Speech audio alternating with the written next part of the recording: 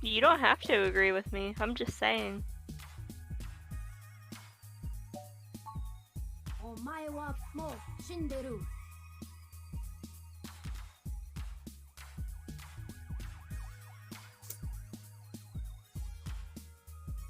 You just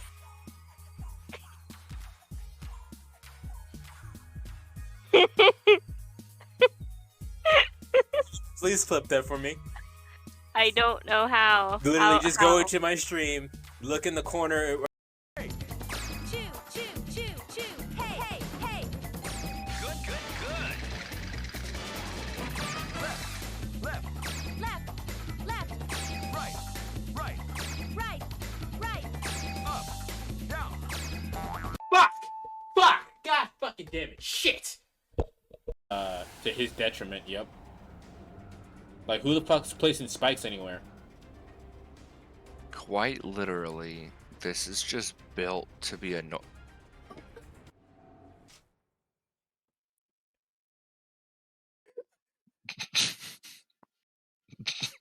What the fuck were you supposed to do? Were you supposed to keep going? So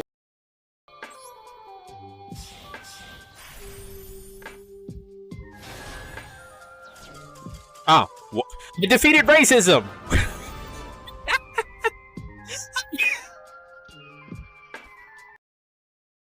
To start off on, what up, everybody? It's your boy, the Infinite Dragon here, and welcome to I guess this is technically a new series. If you're watching this on YouTube, you're watching an archive stream. Be sure to check me out live. Link is always in the description down below, as well as a link to my Discord, which I will let you know what I'm doing, what I'm thinking, how I'm feeling, all of that good stuff.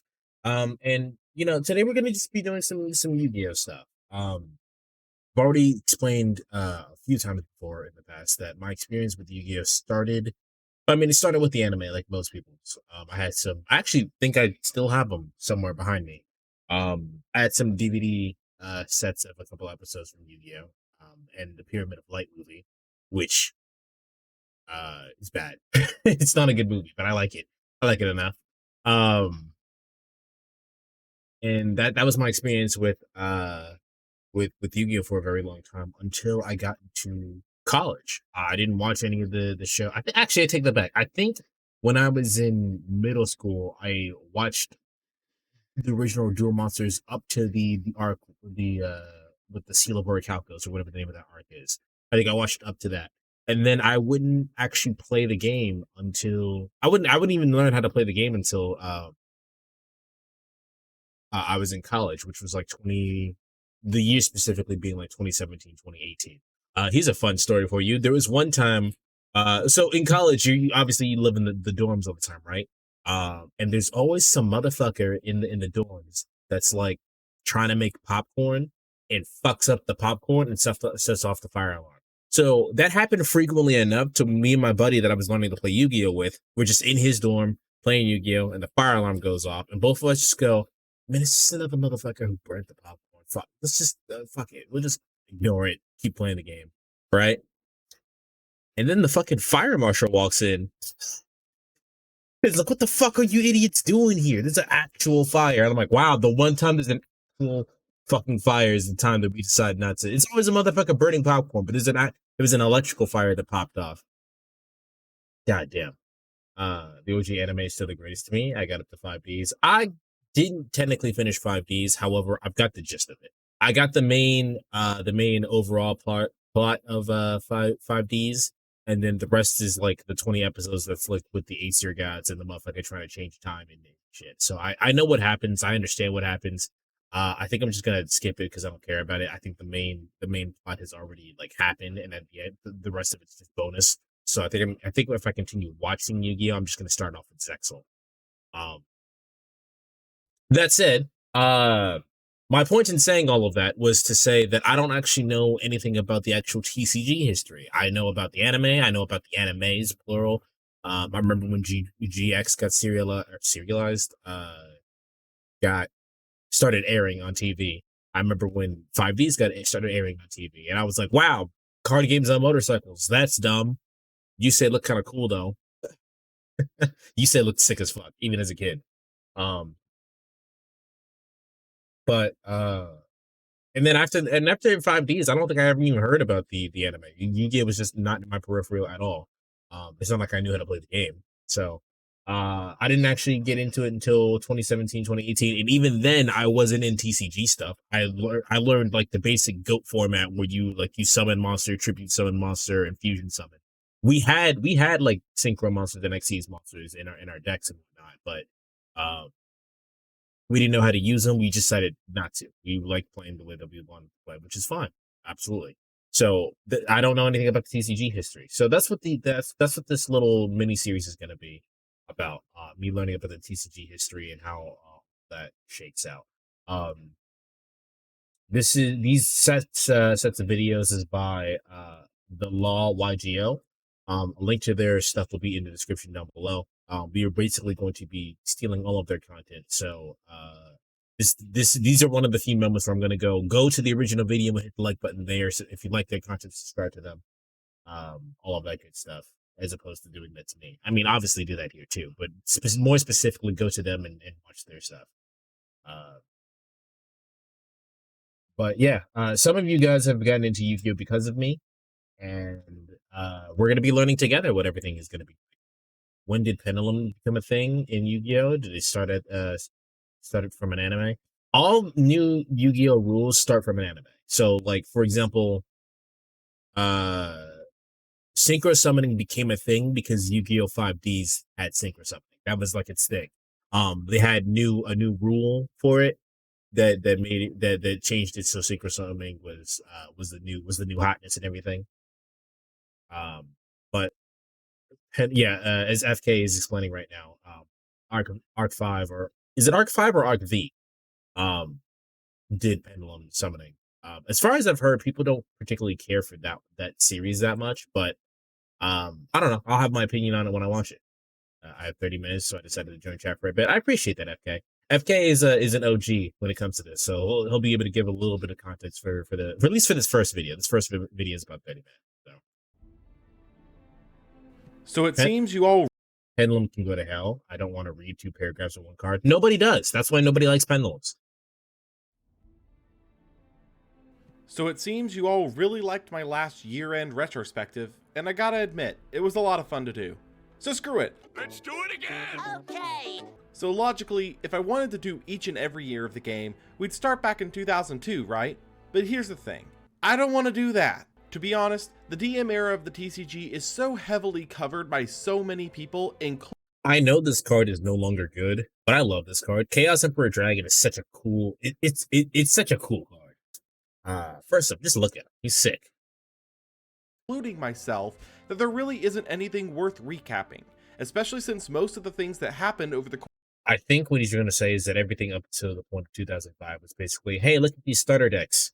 Look at this Yugi starter deck. Look at this Blue Eye starter deck. Hey, you get to play fucking Exodia. Ooh, Exodia, wow. Course of its 3 years is roughly equivalent to a single year now. If you want a recap of everything that happened between the game's launch in 2002 and the rough end of the DM era in 2004, I'd heavily recommend Swag Kage or Rubendale's video on the topic, as it's extremely in-depth, thorough with testimony from players of the time, and I truly don't think I could do any better. We're not going to do that because I was in around 2002 to 2005. I was 4. I was 4 in 2002. I don't care that much. I wouldn't have even known.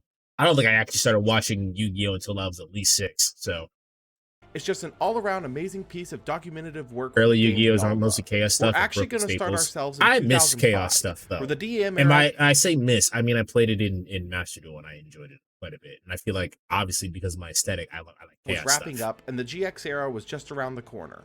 So let's not waste any time and jump right in. Darkness mode. Wait, that's not darkness mode. Red Eye's Darkness Dragon.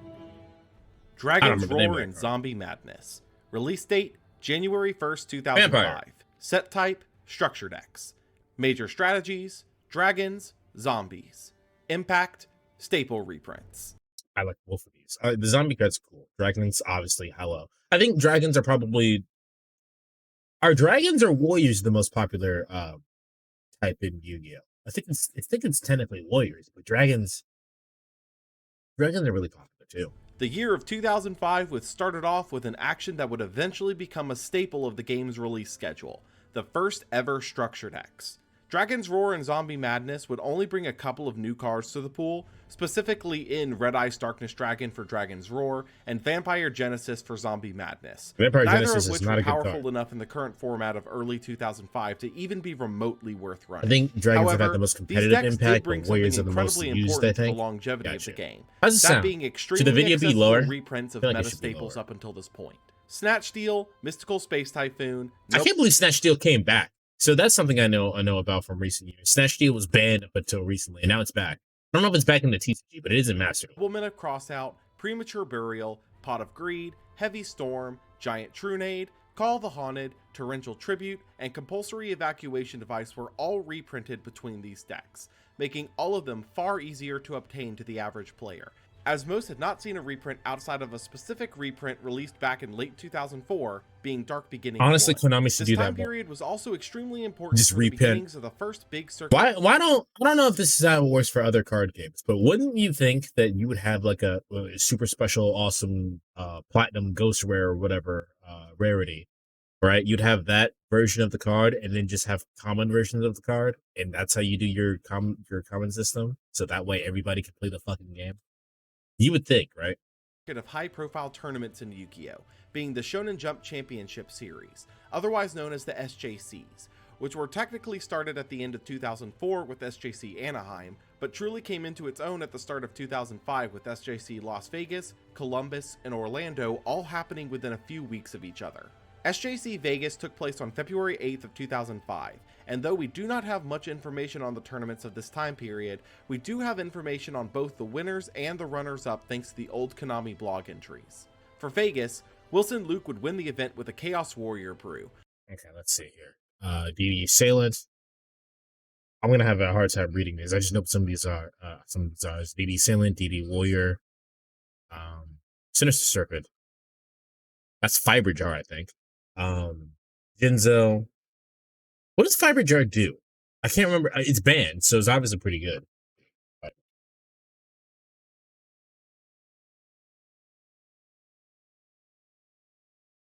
is this the we should probably keep this page over. Flip. Each player shuffles R cards from their hand, field, or graveyard into the deck and draws 5 cards. Oh, that's broken. That's kind of fucked up, actually. Yeah, no wonder that's banned. And that's probably never coming back. Full on, like, there's I know there's I think her name is like Kira, the goddess of destruction or some shit. There's like a card that does something like that, but the requirements to summon it is to like shuffle 25. I don't know if it's 10 or 25 different card names from your graveyard back to the deck, and everybody does what Fiber Jar does, and except for Kira, and then you special summon her. Yeah, no, that's fucked up. That's probably never getting off the ban list. Jinzo. Well, Jinzo's a great card. I think Jinzo probably sees side deck play even now. I would assume. Magician of Faith, Breaker.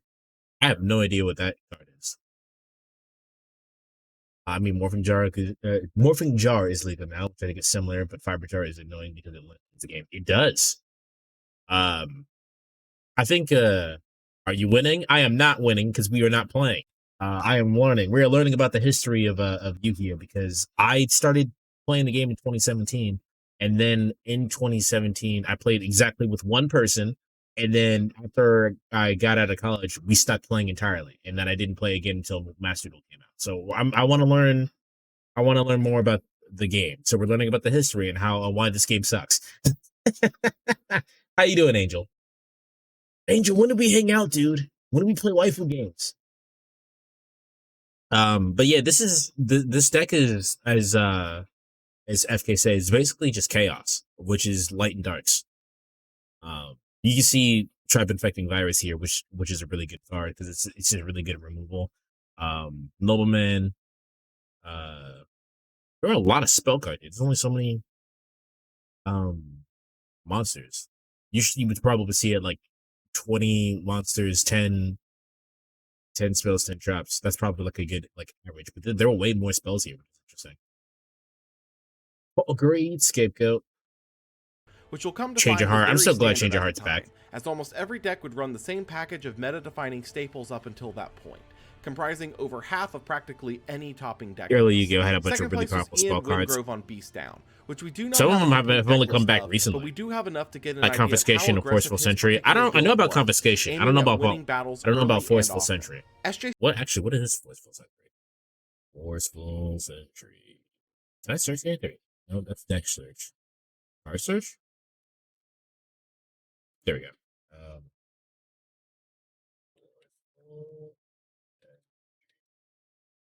You know, if I could spell, that'd be nice. There we go. Look at your. Why did it open up a new tab? Look at your opponent's hand, select one among them, and return it to his or her deck. And the deck is shuffled. Okay, so this actually got explained to me a little while ago. That the reason why that card is good is because you get hand knowledge. Columbus would But take I place feel a like week that later card on could probably February come back 13th, now because we have 2005. we have Triple Tactics talents, which does the same thing with two other broken effects. Like if that's still banned, it could probably come back. And would bring a lot of the same. Patrick Smith would take home the gold here with Chaos Warrior, while Gustavo Reyes would take second place with a Creator Chaos list that we, again, don't have the full list of, which is going to be a very common factor through a lot of these, as this is a very old set of data that we're working with.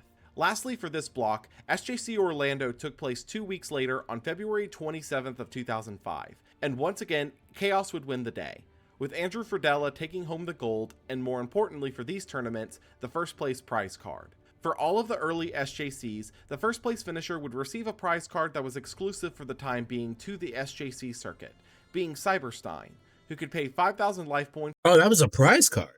Okay, so for I guess people who don't know, it is my understanding that in the early Yu-Gi-Oh tournaments, and even now technically, that you don't play for like money, you play for prize cards.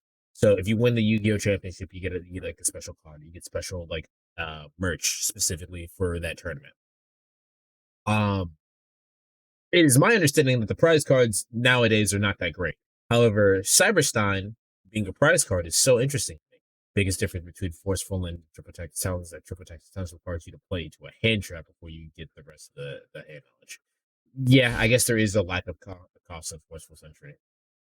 Prize cards used to be amazing. I heard recently that in a different YouTube video that I talk about probably later, that Card Crush Virus used to be a prize card, which is a card that basically just decimates your hand in any card advantage you could possibly have, and the after that first tournament, people who had Card Crush Virus started winning more tournaments because they were the only people who had Card Crush Virus. So they just got more copies of Card Crush Virus, which is insane. But Cyberstein is I mean, you could see here, you can pay 5,000 life points, special summon one fusion monster from your extra deck and attack position. This more or less ignores some of the conditions unless the card says otherwise, right? So this is, you pay 5,000 life points, and then you get one crazy card out. Hydrate, well, because I'm talking so much. Also, it's Crush Card Virus. What did I say? Card Crush Virus? Dyslexia. Thank you for the hydrate, Angel.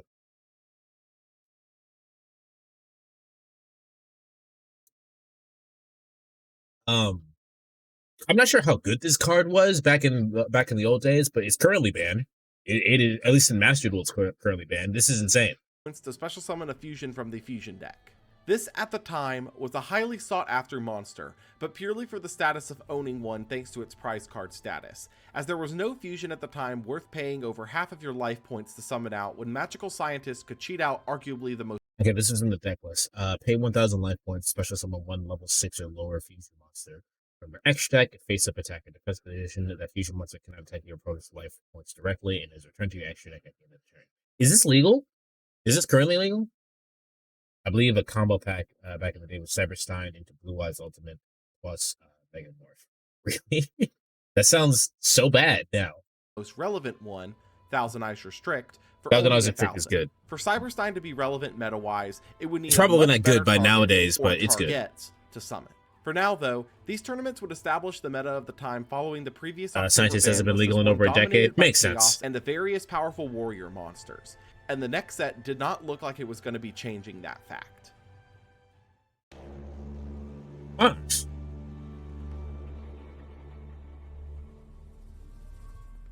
Flaming Eternity. Release date, March 1st, 2005. Set type, core set. Major strategies, Nephthys, Beasts. Oh, Impact, am I wrong? future format Do I not know stages. what monarchs are? Flaming Eternity is a set I might whose era not. This placement is in might a be bit this of a whole video strange might limbo just be state, talking out of as my it's ass. either at the tail end of the DM era, where it would be the only set in the entire era without Yugi on the packaging at all, or it's the beginning of the GX era, where none of the cards that are in it are They recognizable made to the FTKs with GX it since anime, Catapult and even Turbo some cards are fusions directly of tied summons to to the science, original anime. scientist summon. I think I've heard of that. Flaming Eternity did bring a couple of interesting new pieces to the metagame, but nothing so powerful as to upend the entire format. The cover card and main boss. Actually, I wonder if I can get that to work now. This is why I like Yu-Gi-Oh! Yu-Gi-Oh! Is like a puzzle, and I fucking love puzzles. I wonder if I can get Catapult Turtle to work currently. But the only way I can get that to work would be like with tokens, right? You tribute the tokens and then do an FTK that way. Like it would only use. I guess if you do it that way, it would only lose to. But then you'd run out of cards. I don't know how I'll get that to work.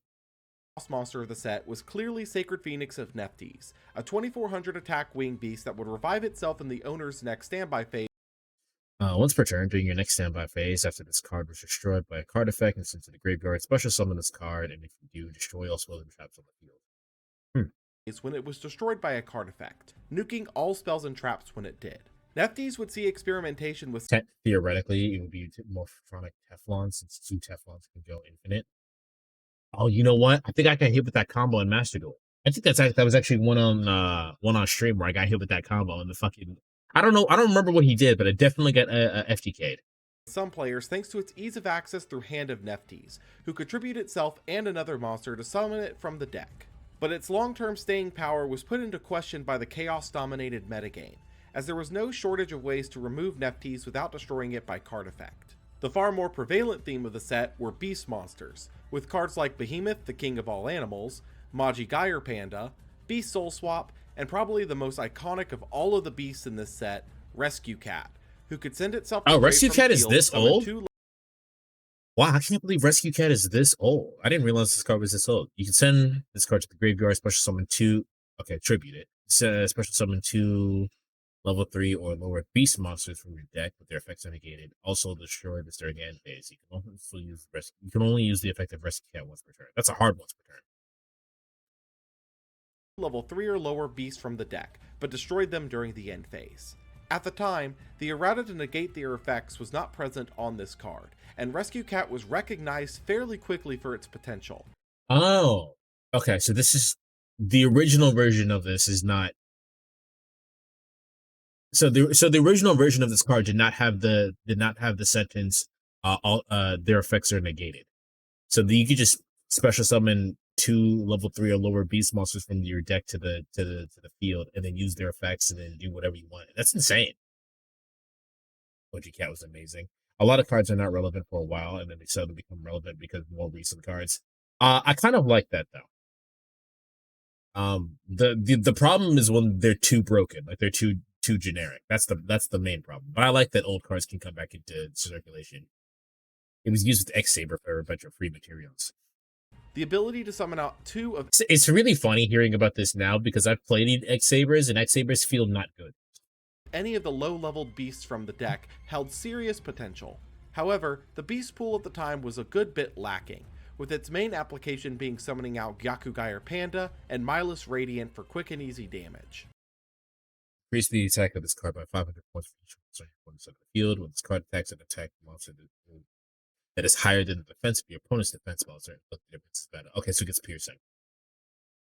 As long as this card remains face up on the field, increase the attack of all earth monsters by 500 points. Decrease all attack monster of 1 monster by 400 points. So it increases. That's a lot of attack. It's just an easy 3. That's a level. That's a very easy beater. Rescue Cat's summon pool could only grow from here, which kept this particular card in a bit of a position of interest moving into the later eras of the game. Aside Okay, from was these, it always there were also many was the actual card game always 8,000 life points, or did it start with 4,000 and then become 8,000? powerful standalone cards that would shape different aspects of the format. Grand Marg the Rock Monarch was the I latest was right, it monarch is added monarchs. to the pool, whose effect was a lot more specific than any of the other monarchs that came before it, destroying a set card, but could be used against spells, traps, and monsters. It wouldn't see as much play as Mobius due to only hitting one and specifically hitting sets, but it would pop up from time to time. Armed Samurai Benkai was another I think I have a document camera coming in Tuesday. I was gonna use it for the Final Fantasy marathon, so I can show you guys the strategy guide that I'll be using. But I could probably pull it out when I get it and pull out my old Yu-Gi-Oh card to show you which ones I had, because I think I have like a it's either an ultra rare or a gold rare Blue Eyes, which probably isn't actually worth all that much. But I can show you all the cards that I ended up collecting while I was in college. Another interesting piece that could enable its own deck focused around powerful equipped spells to enable OTKs, which would see some mild experimentation in its time but no long-term success. Golem Sentry would become yet another piece of good flip Defense monster. disruption, able to bounce a monster on flip summon and able to flip itself face down once per turn. That's so Lightning good. Vortex was seen as a less powerful version of Raigeki, which was now I like banned, Vortex though. able to discard a card to destroy all face-up I like Vortex though because you can set up your graveyard that way. Raigeki is good, obviously. I feel like Raigeki could go to 3. I don't know how it is in the TCG and how the TCG players, like the actual competitive TCG players, could go, but I feel like Raigeki could go to 3. There's so many fucking just negates that you can do. I feel like that can go to 3. I don't think it would change much. monsters from the opponent's field. Threatening Roar would see experimentation as it effectively let the user stall for a turn and was This isn't activatable used in anymore. response to removal. Phoenix Wing Wind Blast was comparable to Raigeki Break, taking Phoenix the same Wing Wind discard Blast is cost fucked and up having in the old same Yu-Gi-Oh. target requirements, but rather than destroying the target, it placed it on top of the owner's deck, which was useful in some cases where Raigeki Break was not. Good Goblin Housekeeping was an extremely odd card, as initially it's a card swap in hand, but when used with other copies of itself could turn into a +1 in total. Lastly, Deck Devastation Virus was a new, extremely targeted counter card. So I was talking about Card Crush Virus. Crush Card Virus. Sorry. I don't know why I keep doing that.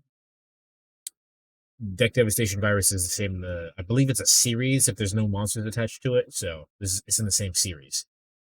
Tribute 1 Dark Monster with 2,000 or more attack. Look at your opponent's hand and all monsters they control and all cards they draw until the end of their 3rd turn after this card's activation, and destroy all those monsters for 15,000 or less attack. I have a crack dream of getting all of the virus cards into one deck and just making a control deck out of it. I really want to do that. I am not smart enough to figure it out though. Where you contribute a 2,000 attack or higher dark monster to Well, not destroy yet. all I'll get there. 1,500 I'll or get there lower one attack day. monsters the opponent controlled, in their hand, and all that they draw for the next 3 turns. Not being super popular on release, but seeing the occasional side deck play for certain strategies. Flaming Eternity did change some factors of the format with new generic staples overall, but nothing so groundbreaking as to upend the status quo, leading into the second ever reprint set printed in the TCG, and whether it would be as well received as the first was still up in the air. If you want to make a virus deck, I would recommend you look at Layer of Darkness and the cards that came out. Yeah. I definitely used Layer of Darkness in some sort of experimentation, because that's the card that lets you, when you tribute a monster, Revelation it'll Volume 1.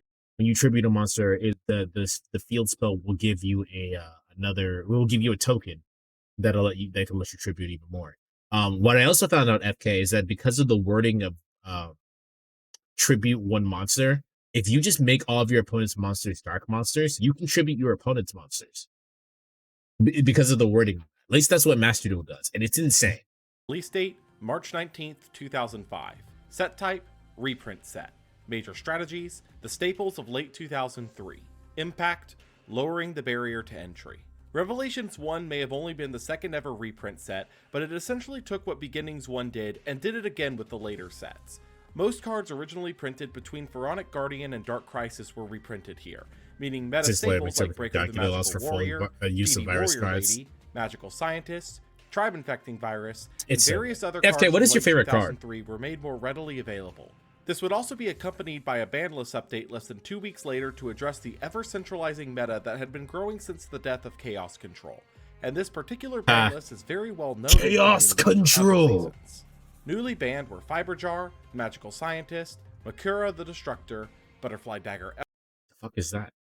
This card is sent from the monster throne to the graveyard. You can activate this effect. You can activate one trap card from your hand this turn. Oh! Use the effect of my you the destructor once per turn. Hard once per turn, but you can use a trap card from your hand. Huh. Is that bad? That feels like that's pretty good. I don't know. I guess that's pretty slow now in terms of modern Yu-Gi-Oh! Probably Super Quantal King, Mech King, Great Magnus. That's the Power Rangers.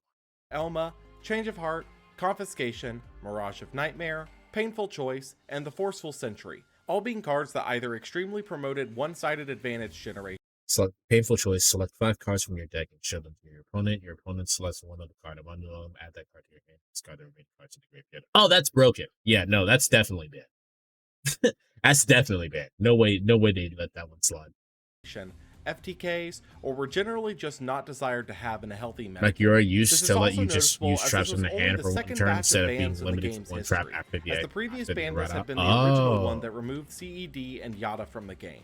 Newly limited were DD Warrior Lady, Sacred Phoenix of Nethys, Sangan, Delinquent Duo, Graceful Charity, Lightning Vortex, United We Stand, Deck Devastation Virus, and Mirror Force, some of which were banned on the previous list while others had formed a new meta landscape since the last banned list. Specifically in DD Warrior Lady, who was a 2 to 3 of in practically every list since the last banned list. Newly semi-limited were Abyss Is there Soldier, DD Dark Warrior Scorpion Lady Tipped like Yellow, card lore? Night Assailant, Vampire Lord, Emergency Provisions, Level Limit Area B, Upstart that card. Goblin, Good Goblin Housekeeping, and Gravity Bind, limiting some of the Painful cheekier Choice is broken interactions of some beyond cards like belief Chick because and since it Assailant, triggered as well as the floodgate special nature when of discarded cards by the like level opponent's limiting effects Gravity Bind. of Dark Worlds. Lastly, Oh Morphin yeah, Jar 2 true, was true. removed from the list, as its effect compared to the other jar cards was far less impactful. So we were talking about Morphing Jar earlier. We have Morphing Jar 2. Shuffle all monsters on the field to the deck, and then each player excavates the top cards from the top of their deck until they excavate the same amount of numbers,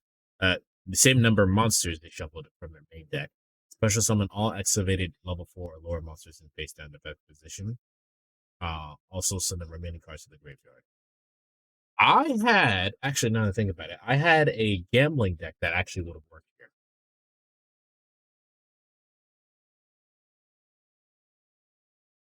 Which was different, still broken, but not what I was thinking about. Yeah, setting up the graveyard. I'm not sure how good it is in old Yu-Gi-Oh, but modern day Yu-Gi-Oh, that's fucked up. Like I immediately saw application with like Infernoids. Infernoids. I can see Paleos using that as well. It's setting up the graveyard is so good. Although this would lead to a resurgence in decks focused around the jars specifically. SJC Los Angeles would take place directly after this I didn't list finish my sentence. Morphing Jar 2 into my gambling deck, which I had Dice Jar. And Dice Jar allows you to play a fun little dice game. See if I can find it. Dice Jar. Dice Jar. Why are you opening new tabs? Dice Jar. Flip. Both players roll a 6-sided die. The player with the lower result takes damage equal to their opponent's roll times 500. However, if the winner rolled a 6, the loser takes 6,000 damage. If the rolls are the same, they roll again. So fucking possible FTK with Morphing Jar 2 in a Dice Jar. effect on April 2nd, 2005. And with the hits to Chaos Warrior now in effect, a new variant of Chaos would be on display. But it's here with FTK on first either place side, Eric which is funny. Wu's Zombie Chaos, which replaced the previous Warrior package with Pyramid Turtle and Vampire Lord. Keenson Yee's second place list would also heavily feature Morphing the same Jar 2 zombie plus core, Descola although was it also would an feature FTK. a Nephthys package rather than a Chaos core, showing the Chaos core was not absolutely required anymore, but it was still a powerful option nonetheless. SJC Houston would be just a few weeks later on April 30th, 2005, Yeah, and first place attack order. Oh, that part I don't know. Descola I know. I don't know a lot of time. By the way, chat, if you guys have any questions about what the fuck we're talking about, please feel free to ask. The point of this is to learn.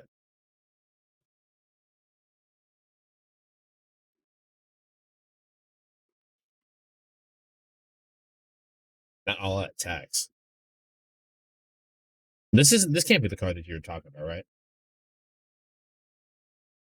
That's the one? Alright, never mind. If a monster is special summoned while this card is face up on the field, change that monster to attack position and must attack if able during the turn of the special summon. Oh, that's fucked up. Wait, this has the gadgets on there. The gadgets are level 4 monsters, aren't they?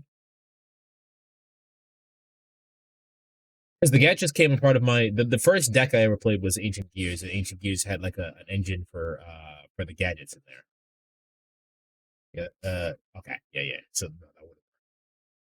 And so naturally, I'm biased towards the gadgets. There's a new set coming out pretty soon with cards called Raziel, and Raziel highly reminds me of gadgets, and I can't wait for that set to come out. Place would go to Ryan Hayakama on a particularly aggressive deck simply known as Beatdown, which Simply known as Beatdown. Yeah, this Berserk Gorilla. looked to play all of the Chaos Warrior staples up until this point, alongside a single copy of Berserk Gorilla to Metamorphosis. easily win Metamorphosis is probably still Second bad, would I go to assume. Therizak Punsombat on Warrior, but interestingly enough, both decks were running extremely similar list, even though they are listed as completely different strategies. This would lead into the second set of structure decks released shortly after, and many looked to them to see if they would bring anything new to shake up this increasingly centralized metagame.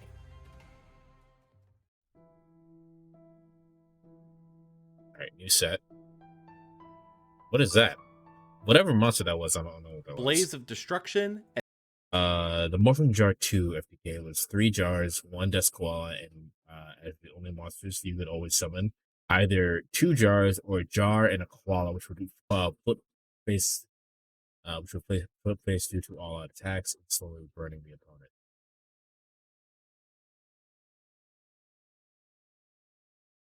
Oh no, okay, because I was thinking like you could probably still do that, but Morphing Jar 2 is at, I think in Master Duel it's at 1. If they even let you make it. And Fury from the Deep. And they probably Date, never took May that off the 9th, bad list. 2005.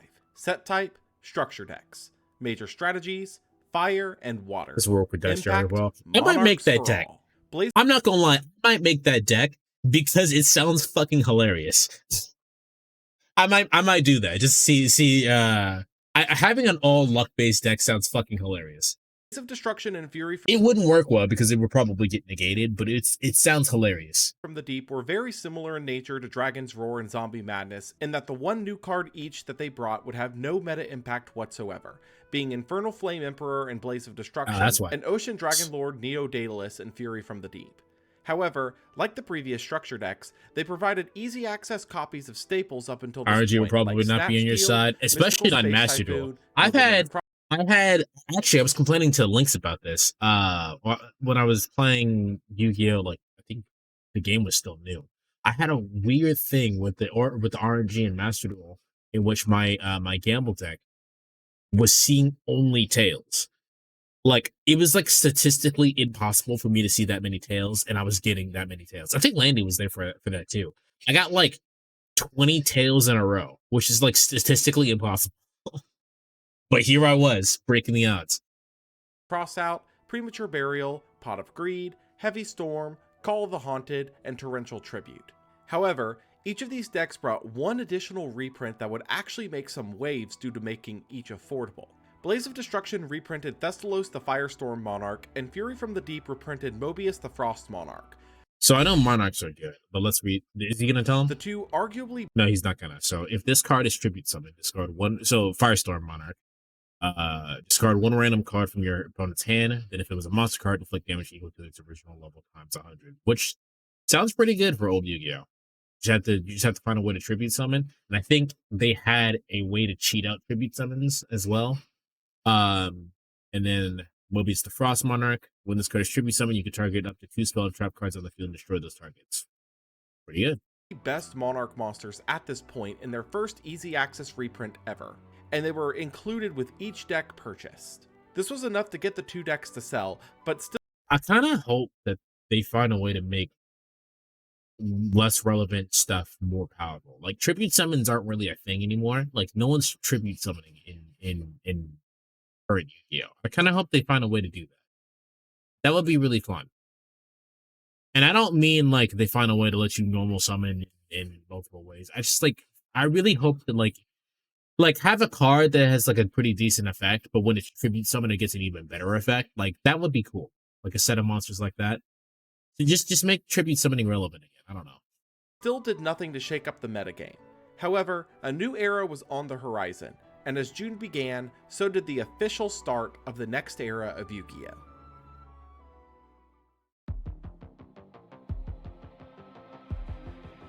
That's our boy. It's Flame The Wingman. Lost Millennium. Release date, June 1st, 2005. Set type, core set.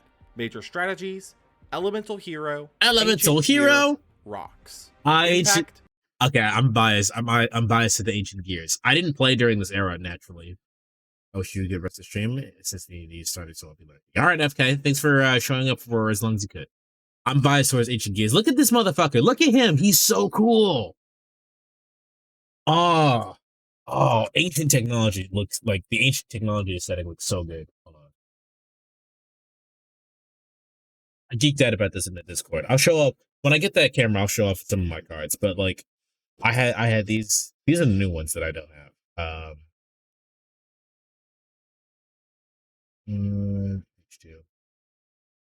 Ancient Gear Dragon. I don't own Ancient Gear Dragon. Gear Frame. I would love to have Gear Frame. I did have a Gear Gadget. Here we go. That's what I was looking for.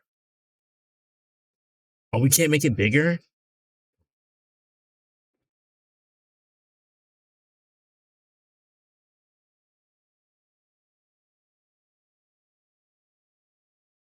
Like, look at that. Look how sick that looks. It's so cool.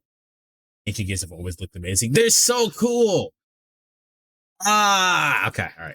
the start of something new. The Lost Millennium is where most people I think my biggest issue with these is that they're just a beatdown strategy, and it's kind of hard to. I think with the current format of the game, it's kind of hard to win with just a beatdown format unless you're playing like Bell or Tenpai, which focus kind of on that. Like fucking Yubel is like reverse beatdown, and Tenpai is specifically I'm gonna activate all this bullshit during the battle phase. As far as I understand, I have not played Tenpai. But I want my boys to be relevant again. They got some believe recent the GX support, but I era don't know if it's officially enough to be starts, competitive. which makes the most sense as one of its headlining features is the reintroduction of archetypes to Yu-Gi-Oh!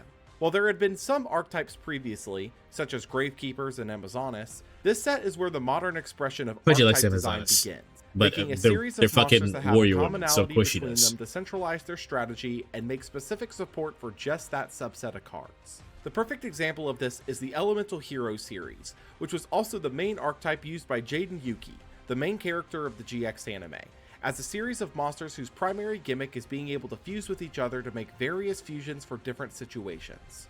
While their first wave was extremely limiting, bringing only the 4 main deck normal monsters, Flame Wingman, Thunder Giant, and a couple of support pieces like Hero Signal, Elemental Flame Wingman used to be our Jaden Yuki's ace monster, and it's a good ace monster. Its effect being if this card destroys a monster by battle and sends it to the graveyard, inflict damage to your opponent equal to the attack of the destroyed monster in the graveyard. That's a good effect. It's not as relevant now, but like back then when things were a lot slower, that's a lot of damage. You take the battle damage, and let's say it's 2100. So say you took 1900. That's 200, and then that's 2100 damage directly to your just life points, just because this one monster attack. So good. Hero would grow from here to become a staple of the GX era sets. A similar situation could be applied to the other major archetype here in Ancient Gears, used by Dr. Crowler in the GX anime, a series of earth machine monsters that stun the ability to activate spells and traps when they attack, with Ancient Gear Soldier having that be its only effect, Beast, who negates the effects of monsters it destroys in battle, and the set headliner, Golem, who deals piercing damage on top of its stun effect. Ancient Gear would not break into the meta with this wave, but similar to Elemental Hero would continue to see support trickle out over the course of the era. The last major strategy that seemed to be present in this set was a focus on rock monsters, boosting the previous reflip strategy a bit with a couple of smaller monsters in Guardian Statue, who had a similar effect to Sentry Golem from earlier, Medusa Worm, who destroyed monsters instead of bouncing them, and a couple of new boss monsters in Hero Cross Sphinx, who prevented face-down monsters from being attacked, Cryo Sphinx, who hand-ripped a card. That's Interesting. Your opponent cannot select face down defense position monsters for attack. It's a level 6. That be used now? I suppose you could use that with Minigoop. When a monster is returned from defeat to the hand, to the owner's hand, the owner of the returned monster sends one card in their hand to the graveyard. That's not great, actually. Anytime a monster is bounced. And most importantly, Mega Rock Dragon, a monster who can be special summoned by banishing all rocks from the grave and gain 700 attack and defense for each. So I think that's the first one of its type, right? Because there are cards that did what it does in terms of summoning conditions. Like I think that's literally all what Chaos did. But this is the first one that gains attack and defense based on how many cards were banished. It's just a good beater, but it's a cool boss monster. It's kind of cool. I like it. Some of the rocks here, like Medusa, Guardian, and Mega Rock, would go on to see experimentation alongside other flip and reset monsters, but in terms of major success, these would not be meta-defining threats. As for standalone cards of interest, DD Survivor returned to the field anytime it's banished from the field, which could be seen as a counter to the current banishing warrior threats. Des Wombat completely walled off effect damage, seeing side deck play for that effect. King of the Skull Servants gained 1000 attack for each of its self or Skull Servant in your graveyard, spawning a niche deck off of it. And Brain Control, which could pay 800 life points to steal an opponent's face-up monster for the turn. I also have an idea for a deck where I use the vampire monsters. All of these new introductions would be change all my legal for the opponent's summer monsters to SJC our events, monsters. starting with SJC New Jersey on June 11th of 2005. First and second place respectively would be claimed by previous SJC winners Ryan Hayakawa and Wilson Luke, being on Chaos Warriors and a I was gonna say you'll still chat. I don't know if you can see how well you can see this, but this is still Chaos, which is from the beginning. Chaos is still relevant here. Chaos is still very good. Chaos Flip Toolbox respectively.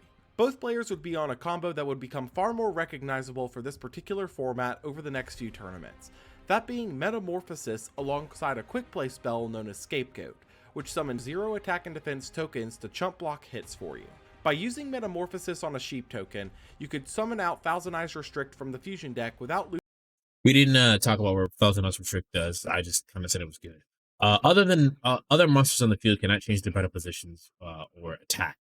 Really? I didn't actually know it had that effect. Once per turn, you can target one monster your opponent controls, equip that target to this card, max 1. Okay. This card's attack and defense become equal to the equipped monsters. If this card will be destroyed by battle, destroy the equipped monster instead.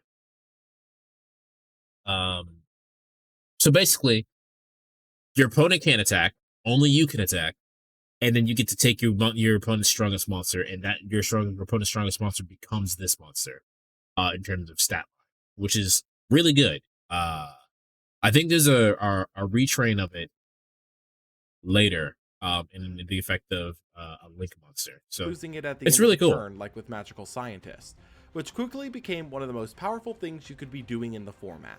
This flip toolbox over the next few months would take on a new name as Goat Control, and from this, the term for this particular point in Yu-Gi-Oh's history, known as Goat format, would be coined, standing for both Scapegoat, which had become a staple of the format, and Greatest of All Time, as many do refer to this period as one of the best Yu-Gi-Oh formats to ever exist. SJC Charlotte would be held just 2 weeks later on June 25th, 2005. And it would run with the meta shifts from New Jersey prior, with first place being Anthony Alvarado on Chaos, playing the newly popularized Metamorphosis with Scapegoat for access to Thousand Eyes Restrict. Jay Kim would take second place here with an interesting list compared to the meta, Zombie. His list would include no Chaos monsters and would instead be focused on the interaction of Pyramid Turtle with Vampire Lord to control the game.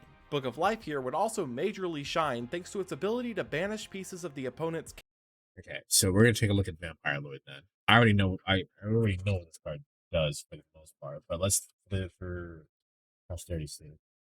Vampire Lord. If this card inflicts battle damage to your opponent, declare one card type, monster, spell, or trap. I don't know why it specifies that. Your opponent sends one card from your opponent sends one card of that type from their deck to their graveyard. Once per turn, during your next standby phase, after this card is in your position was destroyed and sent to the graveyard by an opponent's card effect, special summon this monster from the graveyard. So basically, it's basically coming back unless you destroy it by, I think, battle. Yeah, unless you destroy it by battle. It's coming back, and your opponent sends one. This isn't as good now, but back then it's not as good now because cards do stuff in the graveyard now. But back then, you're just losing. You're slowly but surely deck thinning, and it's probably frustrating to play against. Along with Book of Life. Book of Life just allows you to just bring back a fucking zombie monster. So. Chaos Core from the game, similarly to how Kaiku was used previously. SJC Seattle would take place soon after on July 9th, 2005, and once again Chaos would be back on top, taking first and second place piloted by Osman Ortiz and Robert Leem respectively. Osman's unique card for his build was Guardian KS, who couldn't be summoned normally, but could be set, and once she's faced up, she can't be targeted for attacks and is unaffected by spells, essentially becoming a nearly unbeatable monster in the current format. Go Control had solidified itself as a meta mainstay with these results. Like, by modern standpoint, that doesn't seem all that good, but I guess it was that good. I do own a Spirit Reaper, which can't be destroyed by battle. And I remember my friend, when we were playing, he had a really hard time outing that card. So, and more people had gravitated towards the Metamorphosis and Scapegoat package for their decks, which would only be bolstered by the reprint set that soon followed.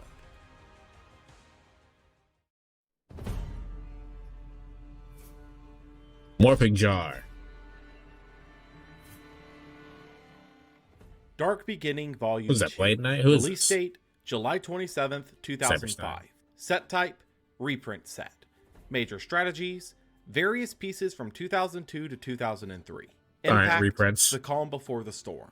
With Dark Beginning 2, players would once again be given a chance to grab meta staples, this time in the forms of Kaiku the Ghost Destroyer, Bazooka Soul Eater, Blade Knight, Mirror That is Force, Blade Knight, nice. Graceful Charity, and the first ever easy access prints of Cyberstein, the SJC prize card, and Morphing Jar, whose only printing. All right, so like we said this before, but Cyberstein was a prize card recently, and now it is now being released to the general public, which is like, what was that before? Oh, he doesn't have the dates in the what you call it. Well, it's later in the year. Now it's being released to the general public. It's still not great at this point in time, from my understanding, but yeah. Until now were in tournament packs. While this made the format easier to get into, this is a bit of a send-off for the DM era in general, as less than a month later, the next major core set would release, and with it would be the new pinnacle of card design and what a card needed to be playable. Cyber Dragons. This is the second deck I ever used. That's true. Cybernetic Revolution. Release date, August 17th, 2005. Set type, core set. Major strategy. So hilariously enough, despite the fact that of my status as a vampire and as a dragon, my favorite deck is Machines. Cyber, Vehicroid, Hero. Impact, the future of card design. It's no exaggeration to say that Cybernetic Revolution truly did revolutionize the game as a whole, essentially recontextualizing what a card had to be in order to be considered good moving forward. This was entirely thanks to Cyber Dragon, a level 5 2100 attack monster that could be special summoned if you controlled no monsters while your opponent did. Cyber Dragons are still relevant, but would slowly become a staple. Like I have a pet deck that's Cyber Dragons. Cyber Dragon being such a value card for almost no investment changed the threshold for powerful monsters immediately, as it could contest literally any no tribute monster in the format, could be used as tribute fodder for a more powerful threat like Jinzo or Mobius, and to top it all off was a light monster for the Chaos Core to abuse. Arguably the best light card for the core ever printed, since DD Warrior Lady usually didn't stay in the graveyard. On top of this, Cyber Dragon brought with it two fusions in Cyber Twin and Cyber End Dragon, the former being a fusion of 2 Cyber Dragons that could attack twice in a turn, and the latter being a fusion of 3 with piercing damage. These two would recontextualize the power of Cyberstein, making the former prize card into an okay, there you absolute go. powerhouse threat in the format, as you could now trade 5,000 life points for a monster that could end the game on the spot. However, this wasn't really known at first. Cyberstein would go on to be a completely unknown card in the metagame, even though all the pieces to make it extremely powerful were just sitting there. Beyond these threats, so this is one of the things that happened where things just become unexplored. People were looking for the broken shit, and therefore did not find the broken shit. So this was a very possible thing that you could be doing, but nobody did it because no one knew to do it. You know what I mean? So that's interesting.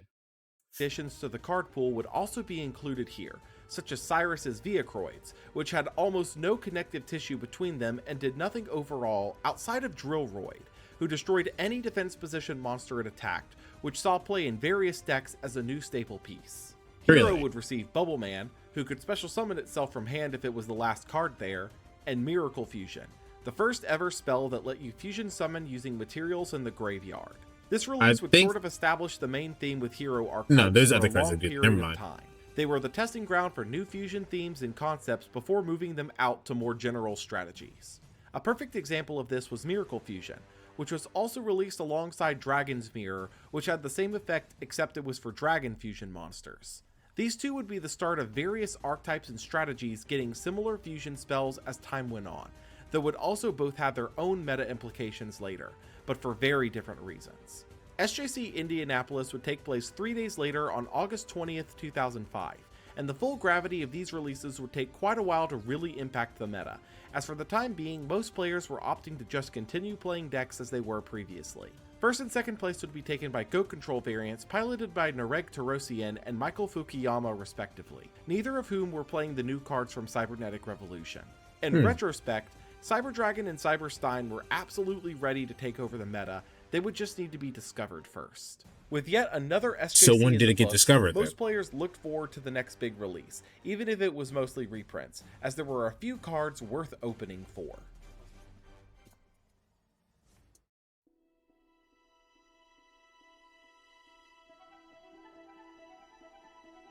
That's Rocket Royer. I don't know what the other card was. Collectible Tins 2005. Release date, September 1st, 2005. Panther Warrior. Set type, yearly tins. Major strategies, the last packs of the DM era. Impact, a single relevant promo. The tins of yesteryear were a good bit different than how the yearly tin releases work now. Back then, rather than a mega pack including the best parts of the previous year's sets, the tins would simply include one of each pack from the block that they're reprinting. However, the tins back then also each had a promo that was completely new, resulting in 6 new cards being released, although a few of them were just simply new alternate art variants like Dark Magician Girl.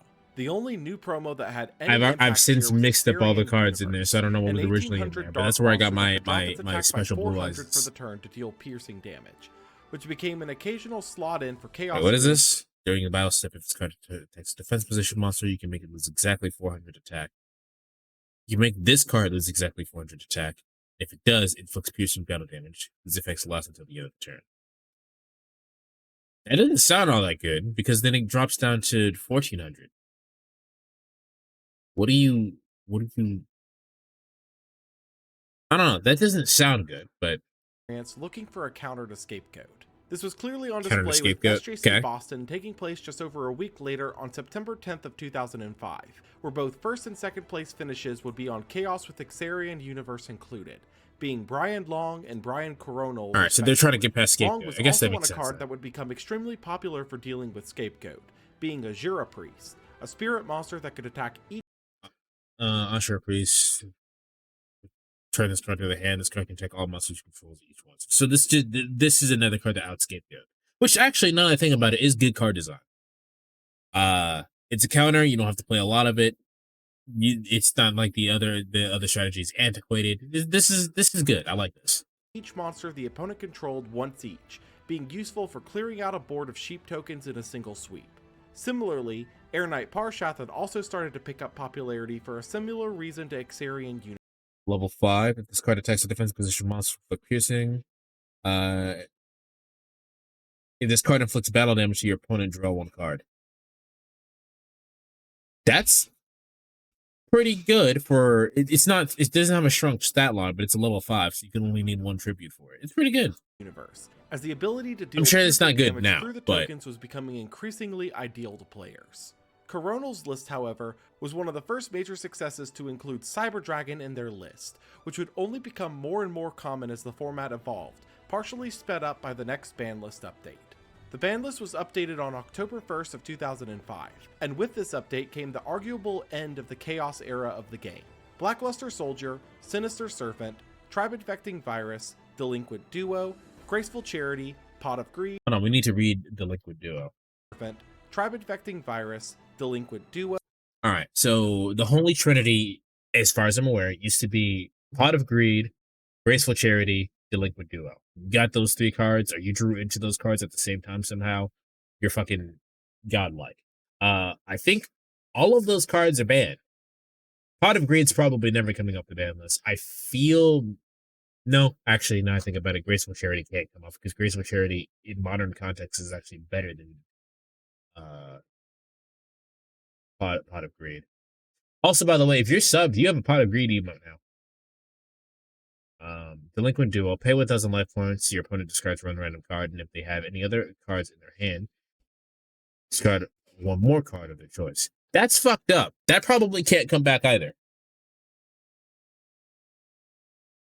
Well, maybe it could. Maybe that could go to 1. Maybe. Graceful But I doubt Charity, Pot of Greed, Mirror Force, and Ring of Destruction were all now banned in one fell swoop, removing some of the most powerful cards of the format from the game for an extremely There you go. You have a long Pot of period Greed of emote. time, some even remaining on the ban list from this hit to this day. Newly limited were Magician of Faith, Night Assailant, Thousand Eyes Restrict, Tsukiyomi, Book of Moon, Book of Taiyu, Confiscation, Dark Hole, Limiter Removal, Metamorphosis, Nobleman of Crossout, Scapegoat, and Exchange of the Spirit. All of those Most made these sense hits except for targeted at the theme of flip Magician of control that had Faith. become pervasive in the That- current that's format, interesting to along me. with the power of the Goat Control core. Lastly, Chick the Yellow, Marauding Captain, and Vampire Lord were all released from this list. Wait, okay, so Marauding Captain makes sense because the way that Marauding Captain says your opponent cannot target warrior monsters for attacks except for this one. When this card is normal summon, you can special summon 1 level 4 lower monster from your hand. So what people would do is that they would summon Marauding Captain, and then they would special summon Marauding Captain, and then you get put into a lock in which your opponent can't attack. Because if there's 2 Marauding Captains on the field, on one side of the field at the same time, your opponent can't attack. So you get put into a lock. So they're just kind of fucked at that point. So they said it got released, but meaning it was banned and then it came back to 3, or it was limited, it came back to 3. Dark Scorpion, Chick the Yellow. When this card inflicts battle damage to your opponent, you can activate one of these effects. Target 1 card on the field, return the target to the hand. Look at the top card of your opponent's deck and return it to. Look at the top card of their deck, then return it to the top or bottom of the deck. That doesn't sound good enough to be banned. And then Vampire Lord, of course. As their semi-limited status didn't really affect their power levels all too much. SJC Atlanta would be the first real display of these changes on October 8th of 2005, just a week after the changes went into effect. The first place finish from John Jensen being Chaos seemed a little odd at first with all the hits that just took place, but a good portion of the deck was more so focused on general control pieces like the various good warrior pieces like DD Assailant, Warrior Lady, Exiled Force, and Mystic Swordsman level 2. In addition to this, while BLS was now banned, Chaos Sorcerer BLS was is still banned, legal, but giving a it's less Chaos powerful Sorcerer. option to use for Chaos pushes. Daniel Fitzgerald would take second place with Phoenix Burn, mostly being the same deck, just with more burn options thanks to Wave Motion Cannon. Both of these players were on a single copy of Cyber Dragon, and this was a bit of a contentious point as it was growing in the player base that 2 to 3 copies of the powerhouse may actually be ideal moving forward, though discussion of this was mostly on the old Pojo forums rather than being reflected in actual results. With the new format having a few weeks to steep, the next wave of reprints would be given to the masses, making the newly opened format that much more accessible. Well, that's Chaos Sorcerer. D-Mod! I loved it. Magician at Dark Chaos is such a cool monster. I mean, I mean, I think I'm just biased though because look at this edgelord, Revelation Volume 2. and then Release a date, Chaos October 20th, 2005. Chaos Emperor Dragon, Set type, reprint set. Major strategies, Blackluster the Soldier, Chaos bosses. Chaos. Weren't these cards just banned? Yep. Dark Revelation Volume 2 was a bit of a head-scratcher of a set, as its main two draws, being Blackluster Soldier and Chaos Emperor Dragon reprints, were already banned. So we need to talk about why these cards are banned, right? So that we have context for what's strong at the moment. Blackluster Soldier, Envoy of the Beginning, is banned because of its summoning requirements and the fact that it can banish a card on the field. I mean, it just does a lot, right? So the way the Blackluster Soldier Envoy of the Beginning works, where I'm just going to shorten to BLS for now. The way BLS works is that you banish a light monster and a dark monster from your graveyard, and you can special summon the card. And then once per turn, you can activate one of the effects. You can target one monster on the field, banish it, but the card can't attack the turn you activate that effect specifically. Or if this card attacks and destroys an opponent's monster by battle, it can make a second attack. It's just a very good monster, and it was very hard it was just hard to kind of get rid of. That's 3,000 attack stat line. It's hard to get rid of, and then it just outs everything. I think it was just too strong for the time, and they just fucking they just ended up banning it until it became completely irrelevant now. Chaos Emperor Dragon has an errata to it. I don't think I actually explained what an errata is. An errata basically is what happens when a card is strong. And because for whatever reason they go, this is too strong, let's just change the text a little bit so that way we make it slightly weaker, right? Chaos Emperor Dragon has I'm not sure, this can't be the original version, right?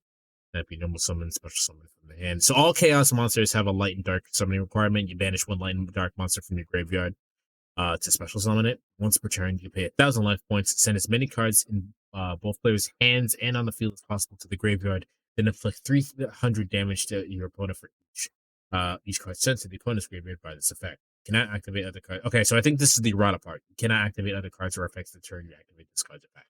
So I think that last sentence right there is the errata. That's what they added. But this is Chaos Emperor Dragon is a fucking field clear. And it's a hand clear. You get rid of everything out of there. It's a field clear, it's a hand clear. And then your opponent takes damage due to that, due to what was sent to their graveyard. It's fucking insane, and it makes sense why it was banned and later errated. I love this card though. It's cool. Even with it's sad that the errata makes it fucking worthless, but it's such a cool card. Making the main chase cards of the set completely unusable in the current metagame. That wasn't to say that there was nothing from this set.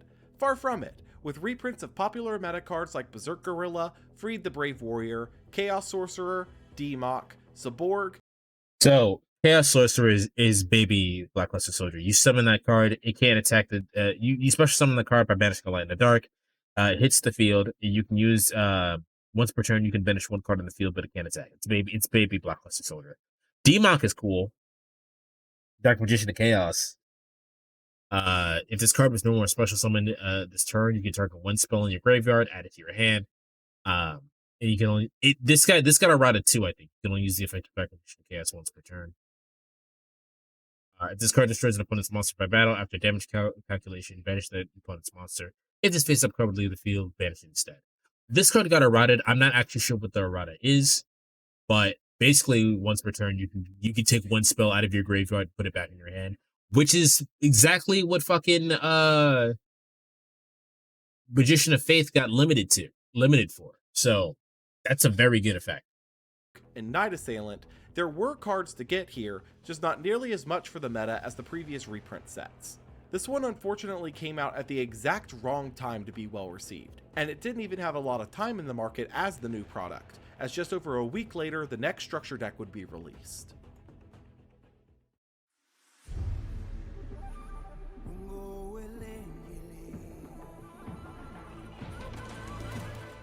Warriors Triumph. Release date, October 28th, 2005. Set type, structure deck. Major strategies, warrior. Impact, reprinting the meta kings and queens. Similarly to other structure decks of the era, the new Yes, card of Guilford. Warrior's Triumph, being Guilford the Legend, Guilford, did not practically Guilford. nothing to the metagame at large, but it did provide some of the most significant reprints we have received thus far. Exiled Force, DD Warrior Lady, Mystic Exile Force is good. reprints we have received thus far. I think. Exiled Force, You tribute this card to tackle one monster on the field, destroy that target. Yeah, that's good. That's just good removal. DD Warrior Lady, Mystic Swordsman level 2, Ninja Grandmaster Sasuke, Snatch Steel, Mystical Space Typhoon, Giant Trunade, Heavy Storm, Rhoda, Lightning Vortex, and Call of the Haunted were all reprinted Rhoda, Reinforcement of the Army is still a good card. It is still limited to 1.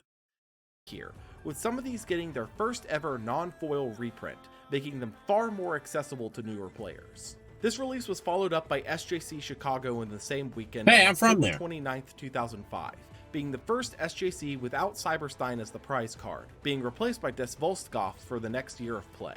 Dill believes Wait, hold on. What a Cyberstein as the prize card, being replaced by Des Volstgoth If this card destroys an opponent's monster by battle and send it to the graveyard, inflict 500 damage to your opponent. Each time a normal or quick play spell resolves, this card gains 200 attack until the end of the turn.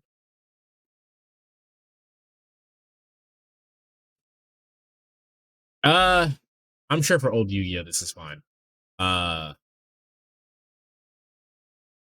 For old Yu-Gi-Oh this is fine. It's probably not good. Probably saw no competitive play. It's fine. It's fun. It's a fun card. You play this for fun. Goth for the next year of play. Dill Bolito would take first place with yet another Chaos Brew, Chaos! but very much more notably playing 2 Cyber Dragons, finally punctuating the power of the recent monster. Carlos Santiago's second place deck would similarly be on 2 of Cyber Dragon, notably dropping the Chaos monsters in their entirety to place more focus on the new up-and-coming threat in the meta, Spirit Reaper.